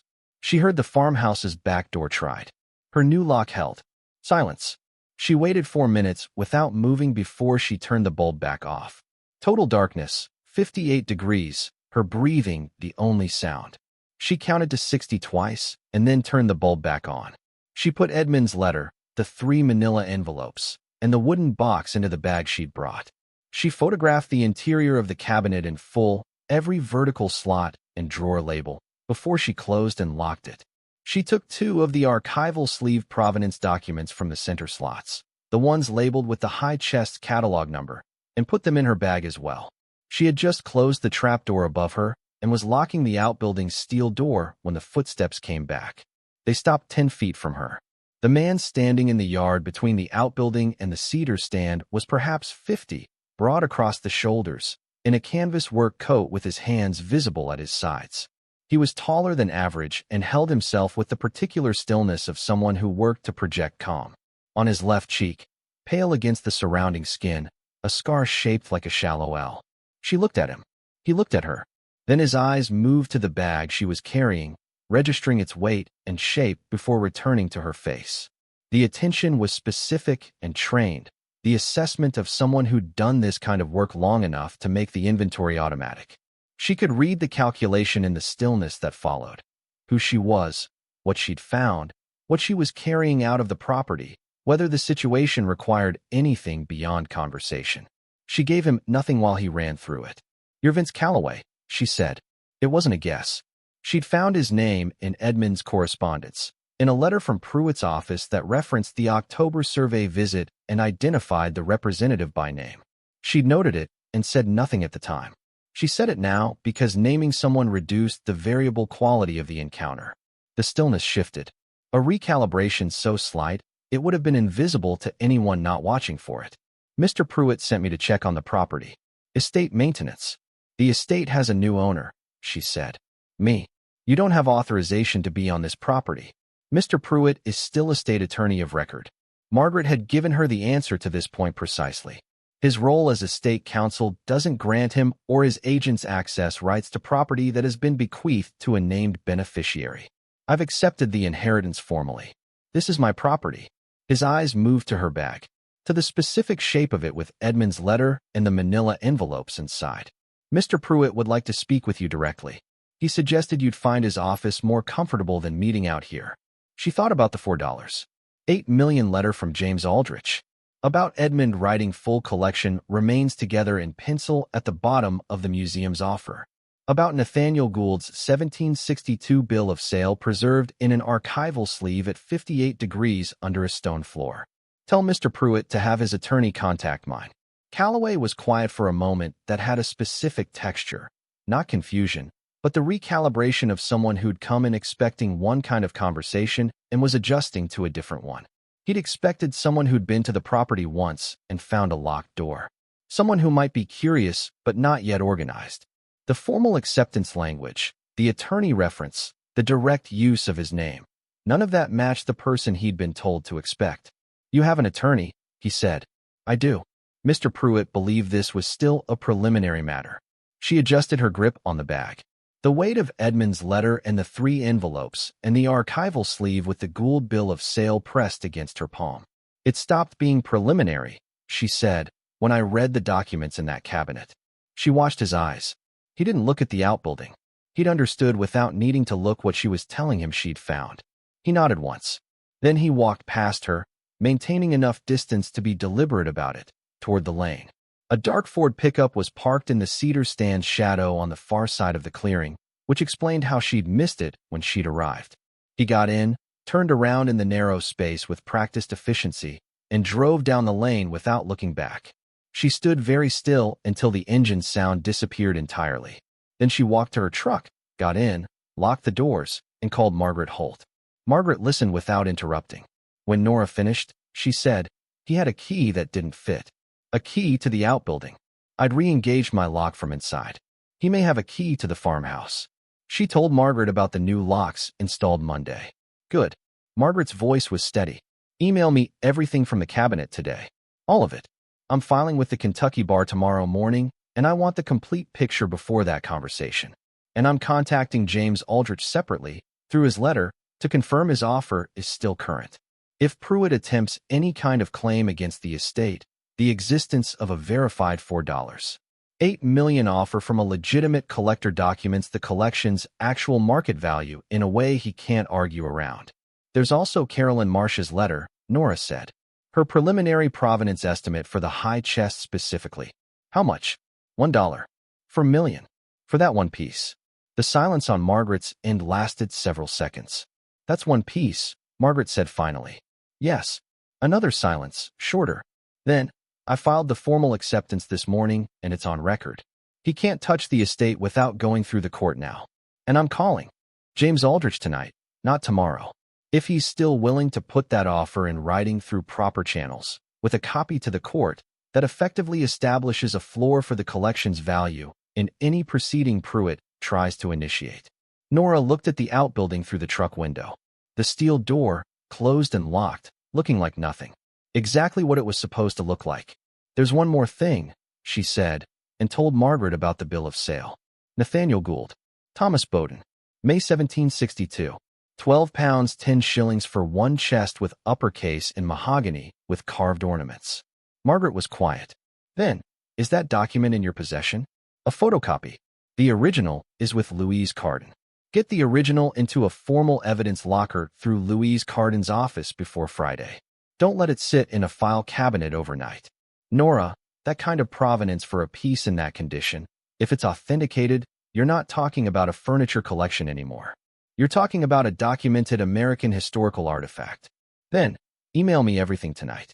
She drove back toward the mountain parkway through the late afternoon, the light going low and amber on the ridgelines. She had Edmund's letters in her bag, the provenance sleeves, the manila envelopes. She had a copy of James Aldrich's offer.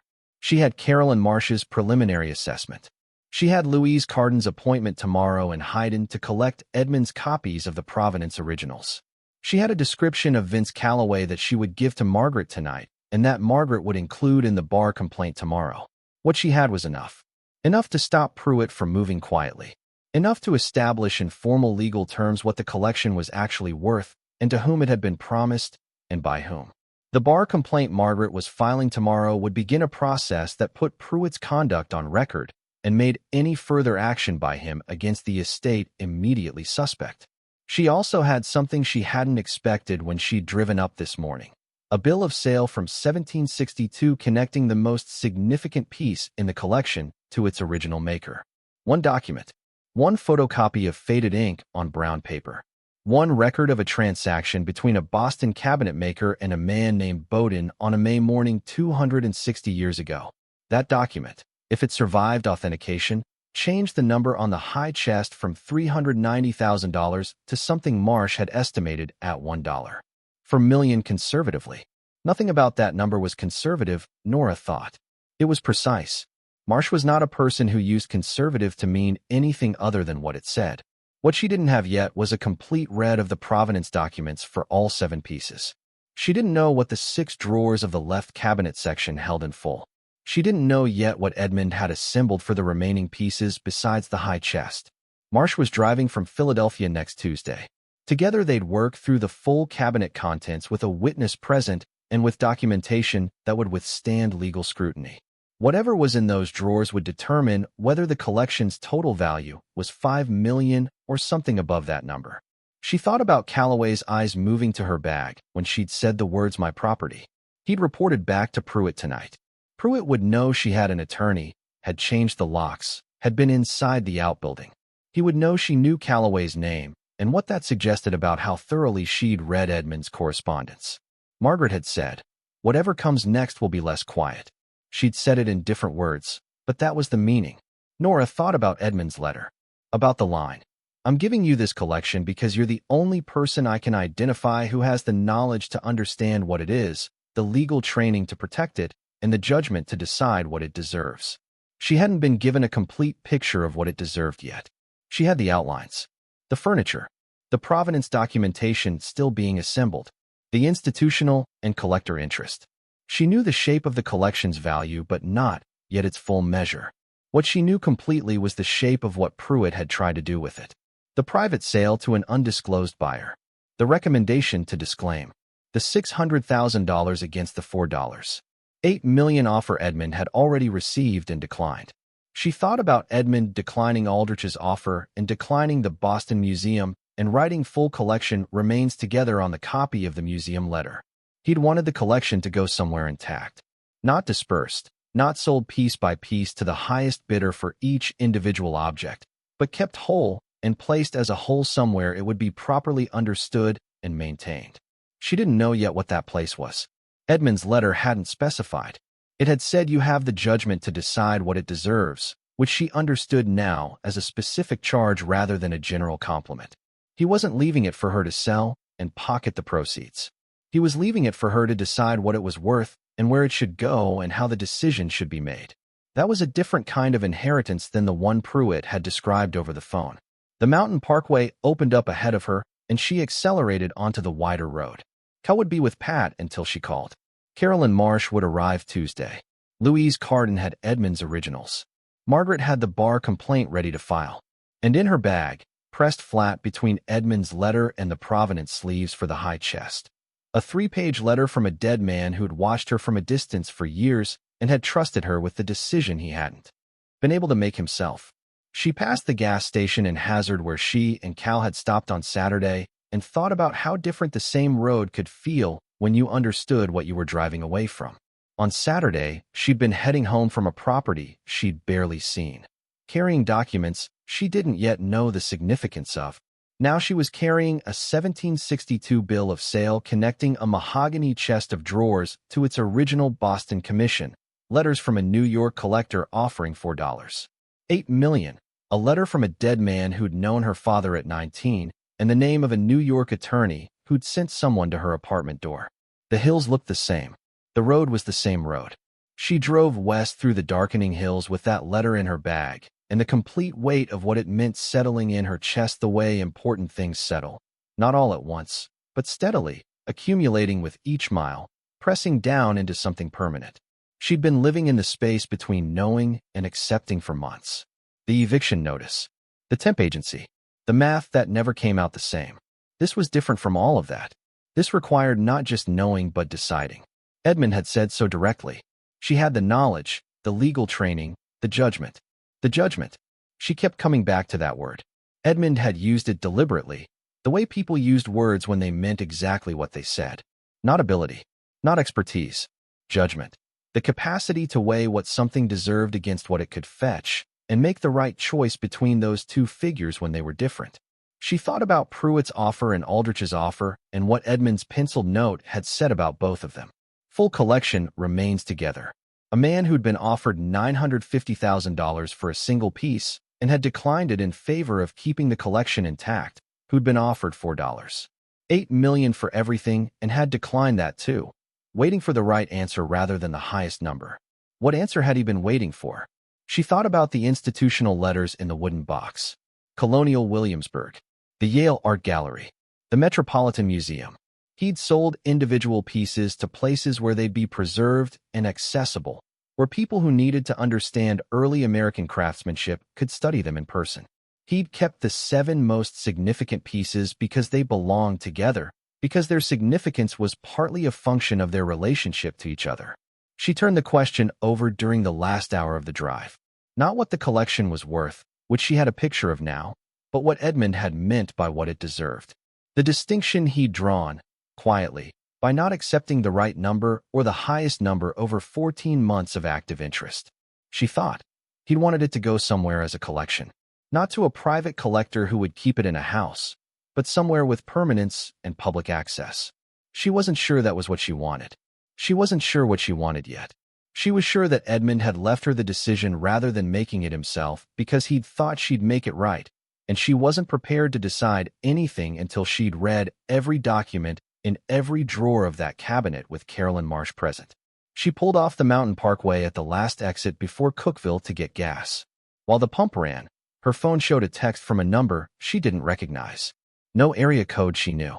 The message was 3 words: check your door. She stared at it for a moment. Then she called Pat. Pat answered on the second ring, slightly breathless. Cal was fine, had eaten dinner, was watching a nature documentary about deep-sea creatures.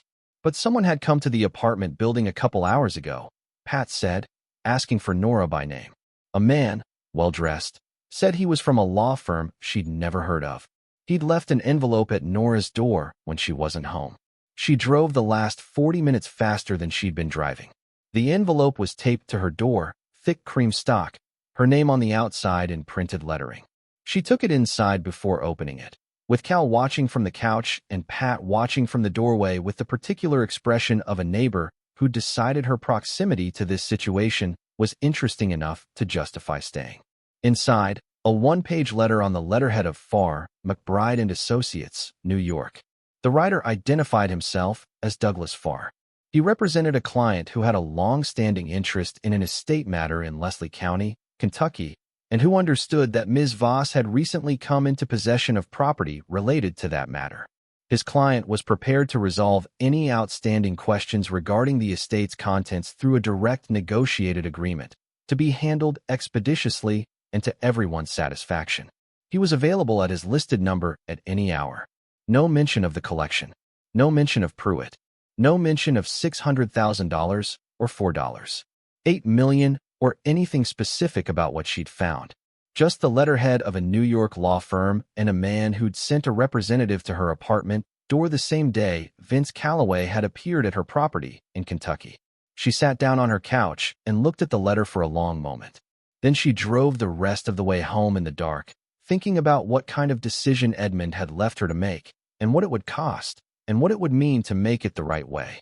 Cal came and sat beside her, not asking anything. Just present the way he was when he'd assessed that presence was what she needed. She put her arm around him. She thought about Carolyn Marsh driving from Philadelphia on Tuesday, about Louise Carden holding the Providence Originals, about Margaret filing the bar complaint in the morning. She thought about a Boston cabinetmaker named Nathaniel Gould and a man named Bowden and 12 pounds 10 shillings on a May morning in 1762. She thought about what Edmund had written. You found the spare key in the drawer. She had. And now Douglas Farr of New York knew she had. The question that would shape everything coming next was a simple one, though its answer was not simple at all. What exactly had Edmund left in those remaining 6 drawers, and how far would the people who wanted it kept buried go to make sure Nora never found out?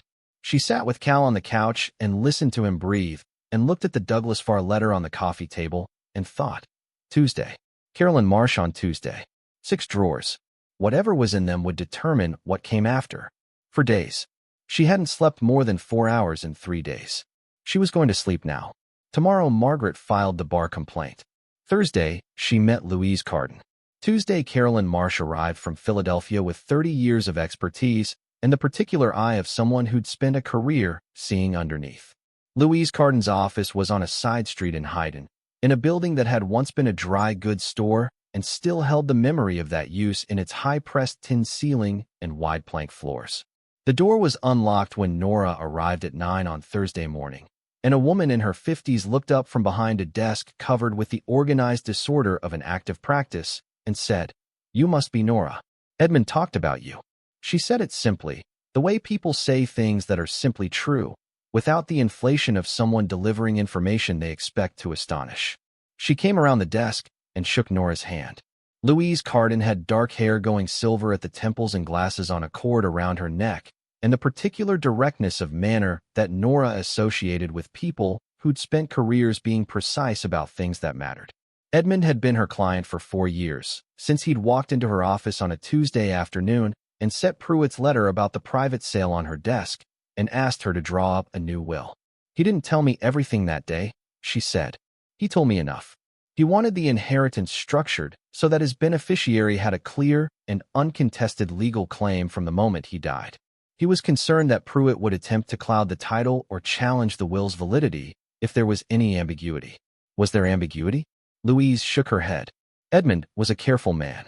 He'd had the will witnessed by 2 people with no connection to Pruitt and no interest in the estate. He'd kept his copy here and left a sealed copy with a registered letter service with instructions to deliver it to the probate court immediately upon his death. Which is why Pruitt couldn't bury it. Which is why Pruitt had to recommend you disclaim instead. Challenging the will would have opened an investigation he didn't want. Recommending you walk away was cleaner. She paused. He almost got away with it. Nora thought about the assessment's last line. Access limitations at time of visit. The thing that had stopped her. He did almost get away with it, she said. Louise brought out 2 boxes from the storage room behind her desk. Each was a standard archival document box, acid-free, labeled with Edmund's catalog numbers along the sides. She set them on the table between them and opened the first. Inside, the Providence Originals. Not photocopies. The actual 18th century documents that Edmund had spent 12 years tracking down and acquiring from archives, from descendants, from institutional collections that had agreed to sell duplicates or to provide certified copies of originals in their holdings. The Nathaniel Gould Bill of Sale. 3-period family inventories from the Bowden household, each listing the high chest by description across 4 decades. A letter from 1801 in which a Massachusetts attorney enumerated a deceased client's estate, including, on the 3rd page, 1 mahogany chest with uppercase, a piece of note, said to have been made by the late Gould. Louise let Nora hold each document in turn, in its protective sleeve. She didn't rush her. She'd worked in estate law long enough to understand what it meant to hold the actual thing rather than a reproduction. She held the Nathaniel Gould receipt for a long time. The paper was cream brown with age, the ink a medium tan where the original black had faded across 2.5 centuries. She could read the letter forms without difficulty once she adjusted to the period style, the long S that looked like F, the capitals written with the calligraphic confidence of a man trained in handwriting as a professional skill. 12 pounds and 10 shillings. For 1 chest with uppercase in mahogany with carved ornaments. The specificity of the description, the particular attention to what made this piece notable, suggested a maker who knew what he'd built and wanted the record to reflect it. She turned to the next document in the sleeve Louise held out. A household inventory from 1763, hand-ruled columns on heavy paper. The third item in the furniture list, written in a different hand from the others, slightly larger. One chest of drawers, uppercase, mahogany, by Gould, being a fine piece. Beside it, in ink that had faded to near brown, valued at £15. The chest had appreciated in 13 months. Someone in the Bowden household had tracked its value carefully enough to note the increase. She looked up at Louise. Edmund found 11 documents covering that piece alone, Louise said. From 1762 to 1887. He told me once that finding the 1762 receipt had taken 4 years. He'd known the maker from period advertisement records, known the commissioner from family genealogy, and spent 4 years looking for any surviving commercial record connecting the two in the right decade. 4 years for one document. He was patient, Louise said. More patient than most people have any use for. The second box held research correspondence. Letters from archivists and curators and genealogists whom Edmund had hired to trace specific ownership chains.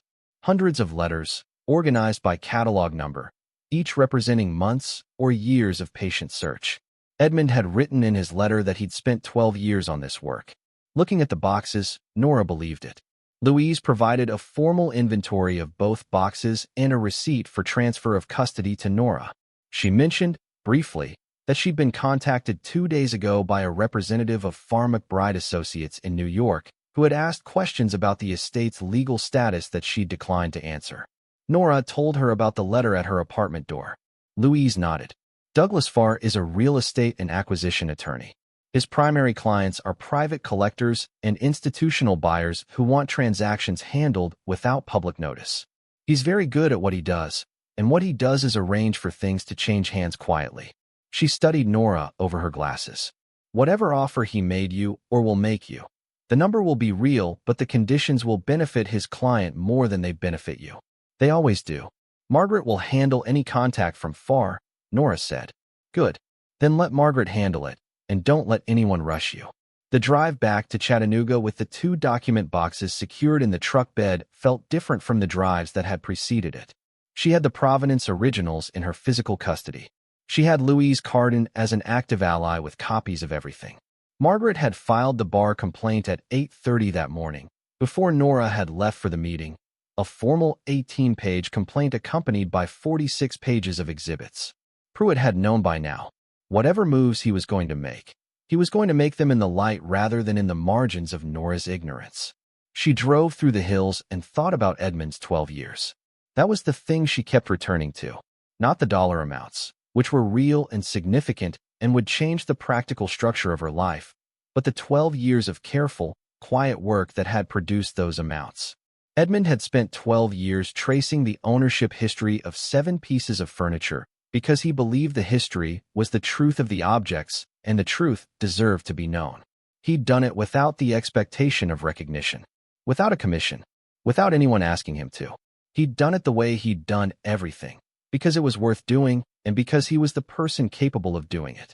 She thought about her father buying a gate leg table for $40 because he liked the proportions of the legs. She thought about Harry Pellegrino's warehouse in western Pennsylvania in 1978 and 2 men learning to see underneath. Carolyn Marsh arrived Tuesday morning at 11 in a Volvo that had seen many miles and academic parking lots. She was 70 years old, compact and unhurried, with white hair cropped short in the hands of someone who'd handled fragile objects carefully for decades. She got out of the car and stood in the clearing and looked at the farmhouse for a moment without speaking. Then she looked at the stone outbuildings through the cedars. Those are not original to the house, she said. No, Edmund built them. She nodded as if this confirmed something. Then she followed Nora to the second outbuilding with the particular economy of movement of someone who'd long ago stopped wasting effort on anything unnecessary. When the workshop's LED lights came on and she saw the pieces, she stopped walking. Nora watched her. Marsh stood at the doorway for several seconds, taking in the room as a whole before moving to any individual piece. The way she looked was different from the way Nora had looked on her first visit, not cataloging but reading, receiving information from visual patterns accumulated over a professional lifetime. She went to the gate leg table first, circled it once, bent to look at the underside of the leaf without touching it, stood and looked at the surface from the side at a low angle. This has never been touched, she said. Not by a finisher. Not by anyone trying to improve it. She said it with the flat certainty of a statement of fact. Edmund maintained it without altering it, Nora said. Marsh moved to the high chest. She spent 11 minutes with it. Not continuous examination, but a series of specific observations separated by stillness. Looking at the proportions, moving to look at the foot construction, stepping back to assess the pediment, bending again to examine the fan carving with her magnifying loupe from arm's length, and then from very close. When she straightened and turned to Nora, her expression hadn't changed, but something in it was different. The way a person looks when a thing they expected to be significant turns out to be more significant than expected. The surface is absolutely original, she said. The carving is consistent with Boston work from the 1755 to 1775 period, specifically with the style of the North End cabinet-making shops. And the feet are not replaced. She said the last sentence with the quiet emphasis of someone identifying the rarest thing. High chest feet were the first elements to fail and the first to be replaced, and replacement feet were the single most common reason a piece failed to achieve full market value. Edmund's high chest had its original feet, its original brass hardware, its original surface, and 12 years of assembled provenance documentation. She turned to face Nora fully. I'd like to see the cabinet now, she said. They went down the stone stairs together. Marsh held her flashlight in one hand and kept the other at her side, not touching the walls, the careful habit of someone accustomed to underground storage spaces. At the bottom, she looked at the digital panel and nodded at the temperature and humidity. Readings as if confirming a calculation. She watched Nora open the cabinet with the smaller key. Then they stood together for an hour in the 58-degree chamber and worked through the contents systematically, with Marsh examining each document in its sleeve and Nora photographing each one open on the built-in shelf with the battery bulb's light supplemented by a second flashlight Marsh had brought. They started with the vertical slots in the center section, working left to right, and when the 20 rolls were documented, they moved to the flat drawers. Marsh narrated as she worked in the precise, affect-neutral language of someone producing a record that might later be required in a legal proceeding. She identified each document by type, approximate date, and the piece it related to. 5 of the 7 pieces had primary source provenance connecting them to their original commission or first decade of ownership. The other 2 had secondary provenance, connecting them to documented owners from the mid-18th century forward, which was rare enough to substantially affect value even without the primary link. Nora watched her work and understood something she hadn't fully grasped from their phone conversation. Marsh wasn't evaluating the documents as an appraiser calculated values. She was reading them the way Edmund had written his notebooks, as records of things that had actually happened, in real times, to real objects that had passed through real hands. Each document represented a moment when someone had bothered to write down what they had and why it mattered. Marsh treated those moments with the same respect Edmund had. Between the second and third drawers, she paused to look at the photographs Nora had taken on her previous visit, the whole cabinet interior, the slots, the drawer labels. She studied them on Nora's phone with the magnifying mode on, looking at specific details Nora hadn't noticed she'd captured. He organized by acquisition chronology within each catalog group, Marsh said. He's showing his research progression, how he built the chain from both ends toward the middle, and where the gaps were when he started. She handed the phone back. I've consulted on 4 private collections in the past decade that claimed provenance documentation for pieces of this period, she said. 2 were fraudulent. 1 was real, but incomplete. 1 was genuine, but the pieces weren't what the owner believed them to be. She looked at the 5th drawer label. I've never seen a private collection with documentation of this depth and this density. Edmund spent 12 years doing what a major institution's research staff would have taken 30 to do, because he was only working on these pieces and because he understood exactly what he was looking for. When Marsh reached the 5th drawer, she paused slightly, which was the first variation in her methodical pace. This drawer contains documents relating to the Pembroke table, she said, and to the William and Mary chest. She opened the Pembroke table folder and spread the documents on the shelf. A bill of sale from a Newport merchant house, 1768. An inventory from the same merchant family, 1789. A letter from a Boston collector, 1831, describing the purchase of a fine Newport work table from the descendant of the original family. Newport, she said quietly. If this attribution holds on full examination, this piece is from the Townsend Goddard School. She said the name with the particular weight it carried in the field of early American furniture. The Newport cabinet-making partnership, whose work was among the most sought-after in the world's major collections, whose authenticated pieces regularly exceeded $1 million at auction. The Pembroke table, which Edmund's catalog had placed at a preliminary value of $280,000, was covered in muslin in the workshop above them under a number that no longer meant what it had meant a week ago. Nora photographed each document carefully and kept her breathing steady. The sixth drawer was labeled with a year range different from the others. Not a catalog number. Just Edmund's handwriting. Personal correspondence, J.V. She opened it. Inside, a bundle of letters and envelopes, secured with a rubber band that had gone brittle with age. She counted them. 11 letters. The earliest postmarked 1981, the most recent postmarked 8 years before Edmund's death.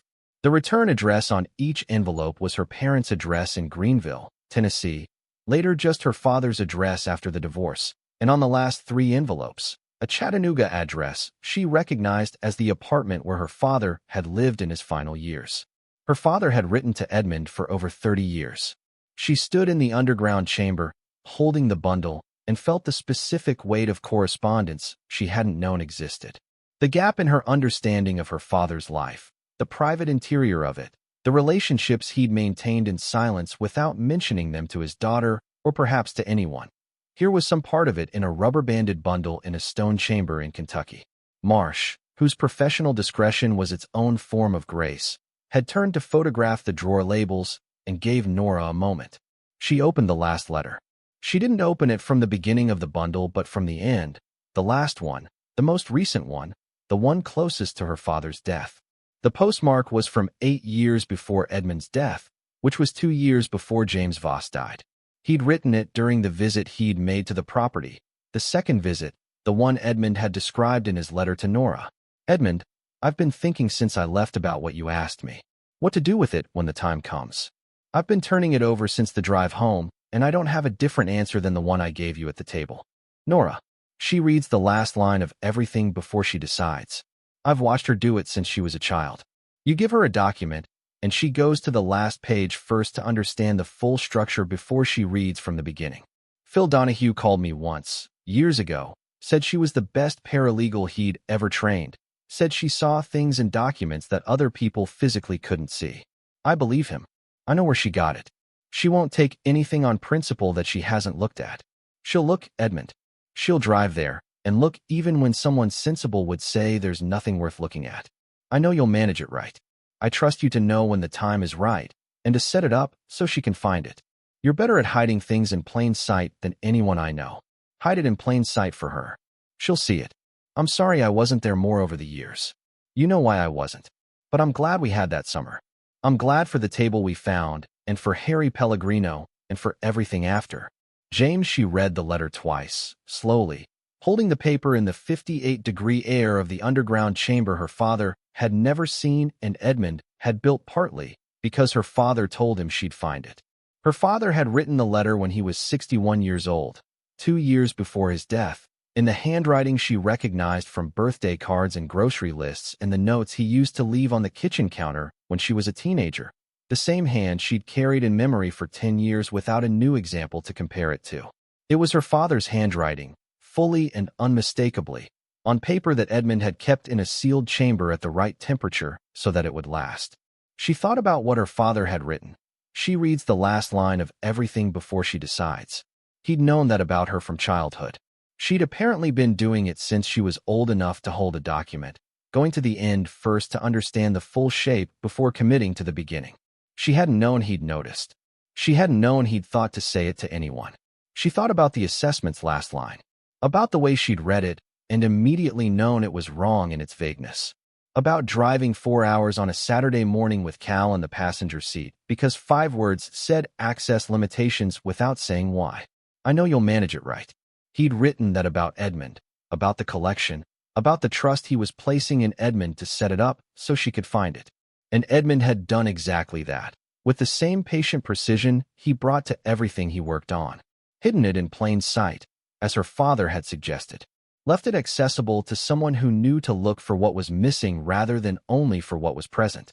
She would have liked to be able to tell her father that she'd found it, that she'd read the last line, as she always did, and that the last line had been wrong in the precise way that last lines were wrong, when something important was being left out, and that she'd driven 4 hours and found what he and Edmund had left for her. She thought he knew. She thought that was the thing about people who paid close attention. They had a reasonable understanding of how things would turn out, not through prediction but through knowledge of character. Marsh, reviewing the photographed images on her camera, said nothing. She understood what kind of silence was required. Nora folded the letter carefully, put it back in its envelope, put the envelope back in the bundle with the rubber band around it, and placed it in her bag. She looked at the 6 drawers and the 20 vertical slots and the 3 manila envelopes, and thought about Edmund setting all of this in place before he died, and about her father writing that letter 2 years before his own death, with the quiet certainty that Edmund would know what to do with it, and that Nora would find her way to the end of what needed finding. She'll drive there, and look even when someone sensible would say there's nothing worth looking at. She had. That was the whole of it. She'd asked for the documents, read the last line of the assessment, driven 4 hours on a November morning because 5 words said access limitations without saying why. She looked at Marsh, who was checking her photographs. I need a full written assessment, Nora said. Everything you've seen today, every piece, and every document. I need it in a form that can be submitted to a court and to a major institution. Marsh looked at her over her glasses. You've decided where it's going. I think so. I'm going to make a call this afternoon. Marsh nodded. I'll have a preliminary assessment to you within the week. Full written appraisal within 3.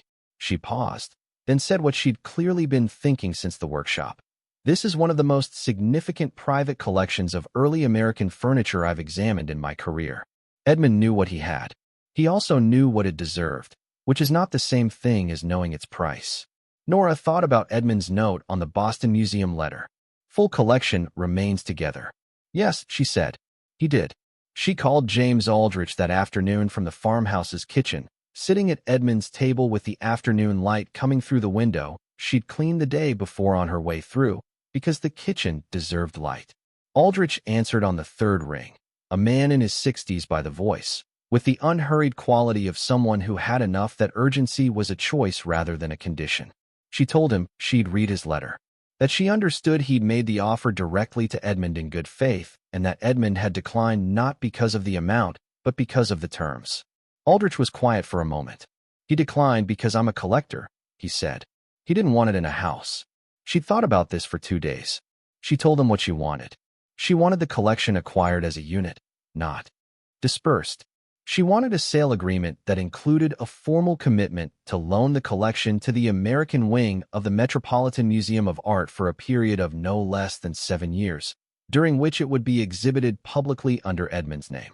After the loan period, Aldrich could keep the collection, donate it to a permanent institutional home, or sell it to an institution, but not disperse it piece by piece. She wanted $5. For million, which was Aldrich's $4. $8 million offer adjusted upward to reflect the authenticated provenance documentation Edmund had assembled, which had been unavailable for Aldrich's appraisal at the time of his original offer. And she wanted a named endowment established in Edmund Voss's name at Colonial Williamsburg, in an amount of $200,000, dedicated to American furniture conservation research. Aldrich was quiet for long enough that she could hear him breathing on the other end of the line, the unhurried silence of someone who didn't respond until he was ready. Then he said, the $5. For million I can do. The endowment I can do. The metropolitan loan I would have wanted anyway. She waited. He said, Edmund turned down my offer in July. He wrote me a letter, 2 paragraphs, very polite, explaining that he appreciated the interest but that the collection wasn't ready. He meant the provenance work. He knew he wasn't finished. She hadn't known he'd written to Aldrich directly. Edmund hadn't mentioned it, but it was consistent with everything else she'd learned about him. A man who believed the thing wasn't ready until the documentation was complete, who'd rather decline a good offer than accept it before the work was done. I asked him what he meant by not ready. Aldrich continued. He said, the right buyer will understand the documentation, not just the objects. The documentation is part of what they're acquiring. I wanted it finished before I sold it. He paused again. Then, I think I was the right buyer. I hope I was. But I'm also glad it went through you first, because what you've arranged is better than what I would have arranged for myself. The Metropolitan loan wasn't in my thinking when I made that offer. It should have been. She wrote the terms into the purchase agreement herself and sent it to Margaret for review before it went to Aldrich's counsel. It came back with 2 minor revisions, and then it was signed. Aldrich was quiet for long enough that she wondered if she'd overreached. Then he said, everything you've proposed, I accept. He paused. Edmund built something remarkable. I've thought about his collection for 3 years. I'm glad it went to someone who read the terms before she accepted them. The Pruitt situation resolved over the following 6 weeks in the way legal proceedings resolved when the evidence was comprehensive and the conduct was unambiguous. The Kentucky Bar's investigation moved with an efficiency that Nora suspected was partly a function of how thoroughly Margaret had organized the complaint. 46 pages of exhibits left little room for alternative interpretation. Pruitt's license was suspended pending the formal hearing, which meant he could not act as a state counsel or in any other professional legal capacity during the investigation period. Farr McBride withdrew their client's interest from the estate matter on the same day the Bar complaint became public record, in a 2-sentence letter to Margaret that said exactly nothing about why. Nora had never received a direct offer from Douglas Farr. She suspected the collector Pruitt had been working with had decided that the attention generated by a Bar complaint was incompatible with the kind of transaction he'd had in mind. Vince Calloway did not return to the property. The formal sale to James Aldrich closed on the 22nd day of March, for months after Nora had driven 4 hours to see a property a lawyer had told her wasn't worth the trip. The funds transferred to Nora's account in 2 stages, as the purchase agreement specified. She sat at her kitchen table in Chattanooga at 8 in the morning on the transfer date and looked at the account balance for a long time without doing anything. It was not the amount that required looking at.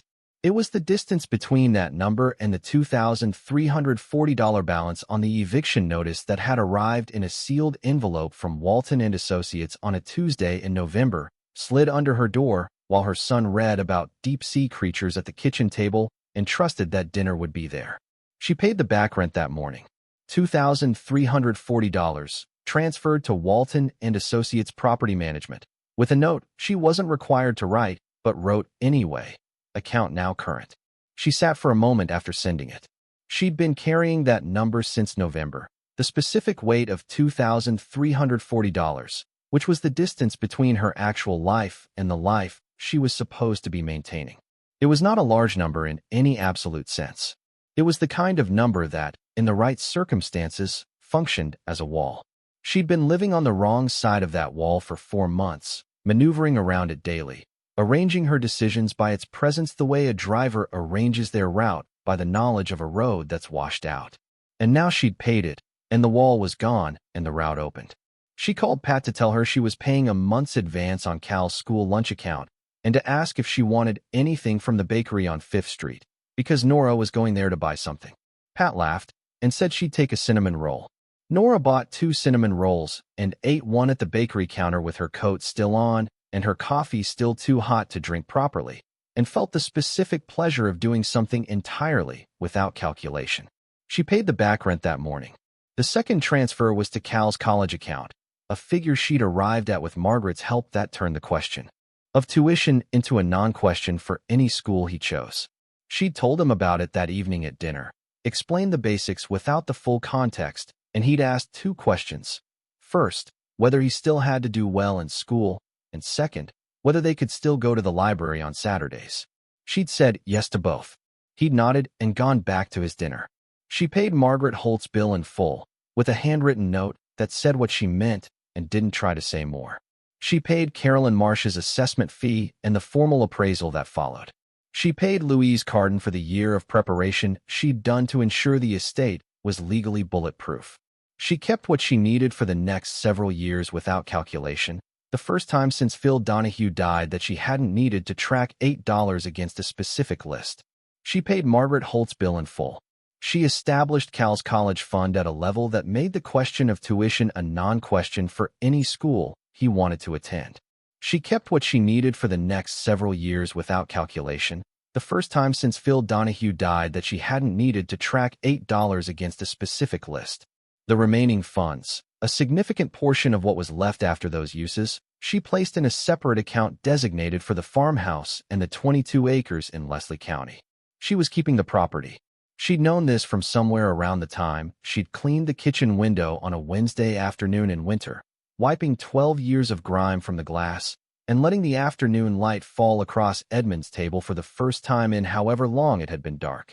She didn't know yet what the farmhouse would become. The structural repairs the contractor had outlined would take through the summer and into fall. The basement workshop she would restore to working condition, partly as a matter of honoring what it had been and partly because she'd been spending evenings reading Edmund's technical notebooks and had developed, not yet a skill, but the beginning of the orientation from which a skill could develop. She'd called Carolyn Marsh about this in February, whether there was anyone who could teach her what Edmund had known. Marsh had laughed, not unkindly. Edmund taught himself over 40 years from primary sources, she'd said. But there are programs. There are conservators who work with apprentices. There is, she'd added, the workshop itself, with its tools and its supplies and its notebooks describing exactly what Edmund did and why. She'd started with the notebooks. She read them the way she read everything, from the last entry backward, getting the shape of where the thinking had arrived before tracing the path that led there. Edmund's final entries, from the month before he died, were about the condition of a Windsor chair he'd been assessing, the original green paint he'd found under 3 later layers, the decision of whether to stabilize the original layer or remove the later ones. He'd concluded, stabilize only. What's there is what happened. Don't take back what time decided. She'd read that sentence 6 times before she moved on. She knew what it already was. The place where her father's handwriting existed in a letter in a drawer underground, and where Edmund's notebook sat on the workbench in a room whose temperature she now maintained, because she'd learned that the right conditions extended the life of any material worth preserving. She drove back to Leslie County in April with Cal. The landscape was different in spring.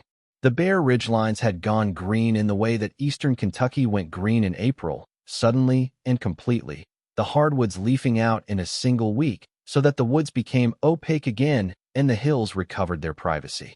The lane to the property was choked at the edges with spring growth pressing in on both sides, and the clearing when they reached it was full of light, the overcast November sky replaced by a deep blue that made the farmhouse look different, less ashamed of its state. Cal got out of the truck and stood in the clearing and looked at the house for a while. It still needs work, he said. It does. He looked at the cedars and the stone outbuildings beyond them. Can we go in the underground one? She took him down the stone stairs with a flashlight, and in the lower chamber, she showed him the digital panel and the maple cabinet and explained what the temperature and humidity meant and why Edmund had set it up. Cal listened with the attention he gave to systems that had purposes he could grasp. He asked who had installed the climate control. She said she didn't know specifically, that Edmund had built it himself or had hired someone. Cal nodded, satisfied with accurate uncertainty. On the way back up, he paused on the 4th step and looked at her with his flashlight casting shadows upward across his face. Did Edmund know you'd find it? She thought about the letter. About her father writing. She'll drive there and look even when someone sensible would say there's nothing worth looking at. He had help knowing, she said. Cal thought about this for a moment, one hand on the stone wall. From Grandpa? From Grandpa. He nodded and climbed the last 4 steps without further comment, accepting the connection between his grandfather and the underground chamber and the farmhouse and everything that had followed with the equanimity of a child who'd learned to hold complicated truths without needing to simplify them. She took him through the workshop that afternoon. The pieces were gone, transferred to Aldrich's Philadelphia storage facility in January pending the Metropolitan Loan Arrangement, which had been confirmed in writing and would begin in the fall. The workshop was empty now except for Edmund's tools and supplies and the stands the furniture had rested on. It smelled the same, wood and beeswax and that dry, slightly sweet quality. That was the smell of things being taken care of. Cal walked through slowly, looking at the benches, picking up tools, and setting them down with care. He picked up a card scraper from the finishing bench and held it to the light, studying the blade. What does this do? She showed him. She knew because Edmund had described it in his notebook, and because she'd read the description 3 times during the weeks when she was going through the notebooks for documentation. A card scraper flattened would surface at the finest scale, removing marks left by coarser tools, the last step before finishing. You held it with both hands and pushed it across the grain with a slight flex in the center, and it curled thin, transparent shavings that held the light like glass. She didn't have wood to demonstrate, but she held it the way Edmund had described and showed Cal the flex that produced the cut, and he held it and tried the flex and understood it. He put it back on the bench in the same place he'd found it. Are we going to learn to do this? She looked around the workshop. At the 3 benches, the organized shelving, the tools Edmund had used for decades to maintain things other people had given up on. Yes, she said. That was not a decision she'd made consciously before she said it. But she recognized it as right in the way she recognized when a document was telling the truth. Not from external confirmation, but from an internal fit, the sense of something landing where it was supposed to land. They spent 2 days at the farmhouse. She'd arranged for a local contractor to give her a full assessment of the structural issues, and he'd come through with the methodical patience of someone accustomed to old houses and found, as she'd suspected, that the problems were cosmetic and manageable. The porch overhang, the chimney repointing, the gutter repairs. New siding on the north wall, where the original had been replaced with inferior material sometime in the past 30 years. The foundation was sound. Edmund had maintained the foundation. He'd maintained the things below the surface while letting the things above it age. And that ordering of priorities, she thought, was the clearest expression of who he'd been. She and Cal ate dinner at Edmund's kitchen table on the second evening. Sandwiches she'd made from groceries bought in Hayden. The kitchen window she'd cleaned in December was clean still, and the evening light came through it in long horizontal lines across the floor. Cal ate his sandwich and looked at the covered bridge calendar still on the wall, open to November. He left it open to November, Cal said. He died in November. Cal considered this. Did he know he was going to die? She thought about the cabinet, about the letter sealed with her name on it, about the way everything had been arranged with the precision of someone who understood the difference between maintaining something and merely preserving it. I think he knew he was getting close, she said, and I think he wanted to make sure things were in order before it happened. Cal finished his sandwich and looked around the kitchen. It's a good house, he said. When we fix it. She looked at the deep farmhouse sink and the propane stove and the shelves with their orderly dishes and the calendar and the small carved wooden bird on the shelf below it. The working study she'd noticed on her first visit, cut from a single piece of dark wood with the grain running through the tail. She'd left the bird where Edmund had put it. She would leave it there. The formal opening of the Edmund Voss collection at the Metropolitan Museum of Art took place in October, on a Thursday evening, and Nora drove up with Cal the day before and walked through the installation alone for an hour in the late afternoon when the gallery was quiet and the curators had gone home and the pieces were arranged in the light they'd been given. She'd been consulted on the installation design, which had surprised her. She'd expected the museum to handle it entirely. But the curator of American Decorative Arts, a woman named Dr. Patricia Lowe, who had spoken with Edmund twice by phone in the years before his death and had been waiting for this collection to surface, had wanted Nora's involvement in how the provenance story was presented. The labels, the arrangement, the interpretive wall text that explained what Edmund had done and why the documentation changed everything about how to understand the pieces. All of it had passed through Nora's review before it went to print. She'd spent 3 evenings on the wall text, reading each draft carefully, marking what was accurate and what tried to say more than the evidence supported. Marsh had done the same. Between them, they produced something that was specific without being encyclopedic, that told Edmund's story without inflating it, that gave the pieces their history without obscuring the objects themselves. Standing alone in the gallery the night before the opening, with the pieces in their final arrangement in the institution's careful light, Nora understood what Edmund had meant when he declined the museum's $950,000 offer for the high chest alone.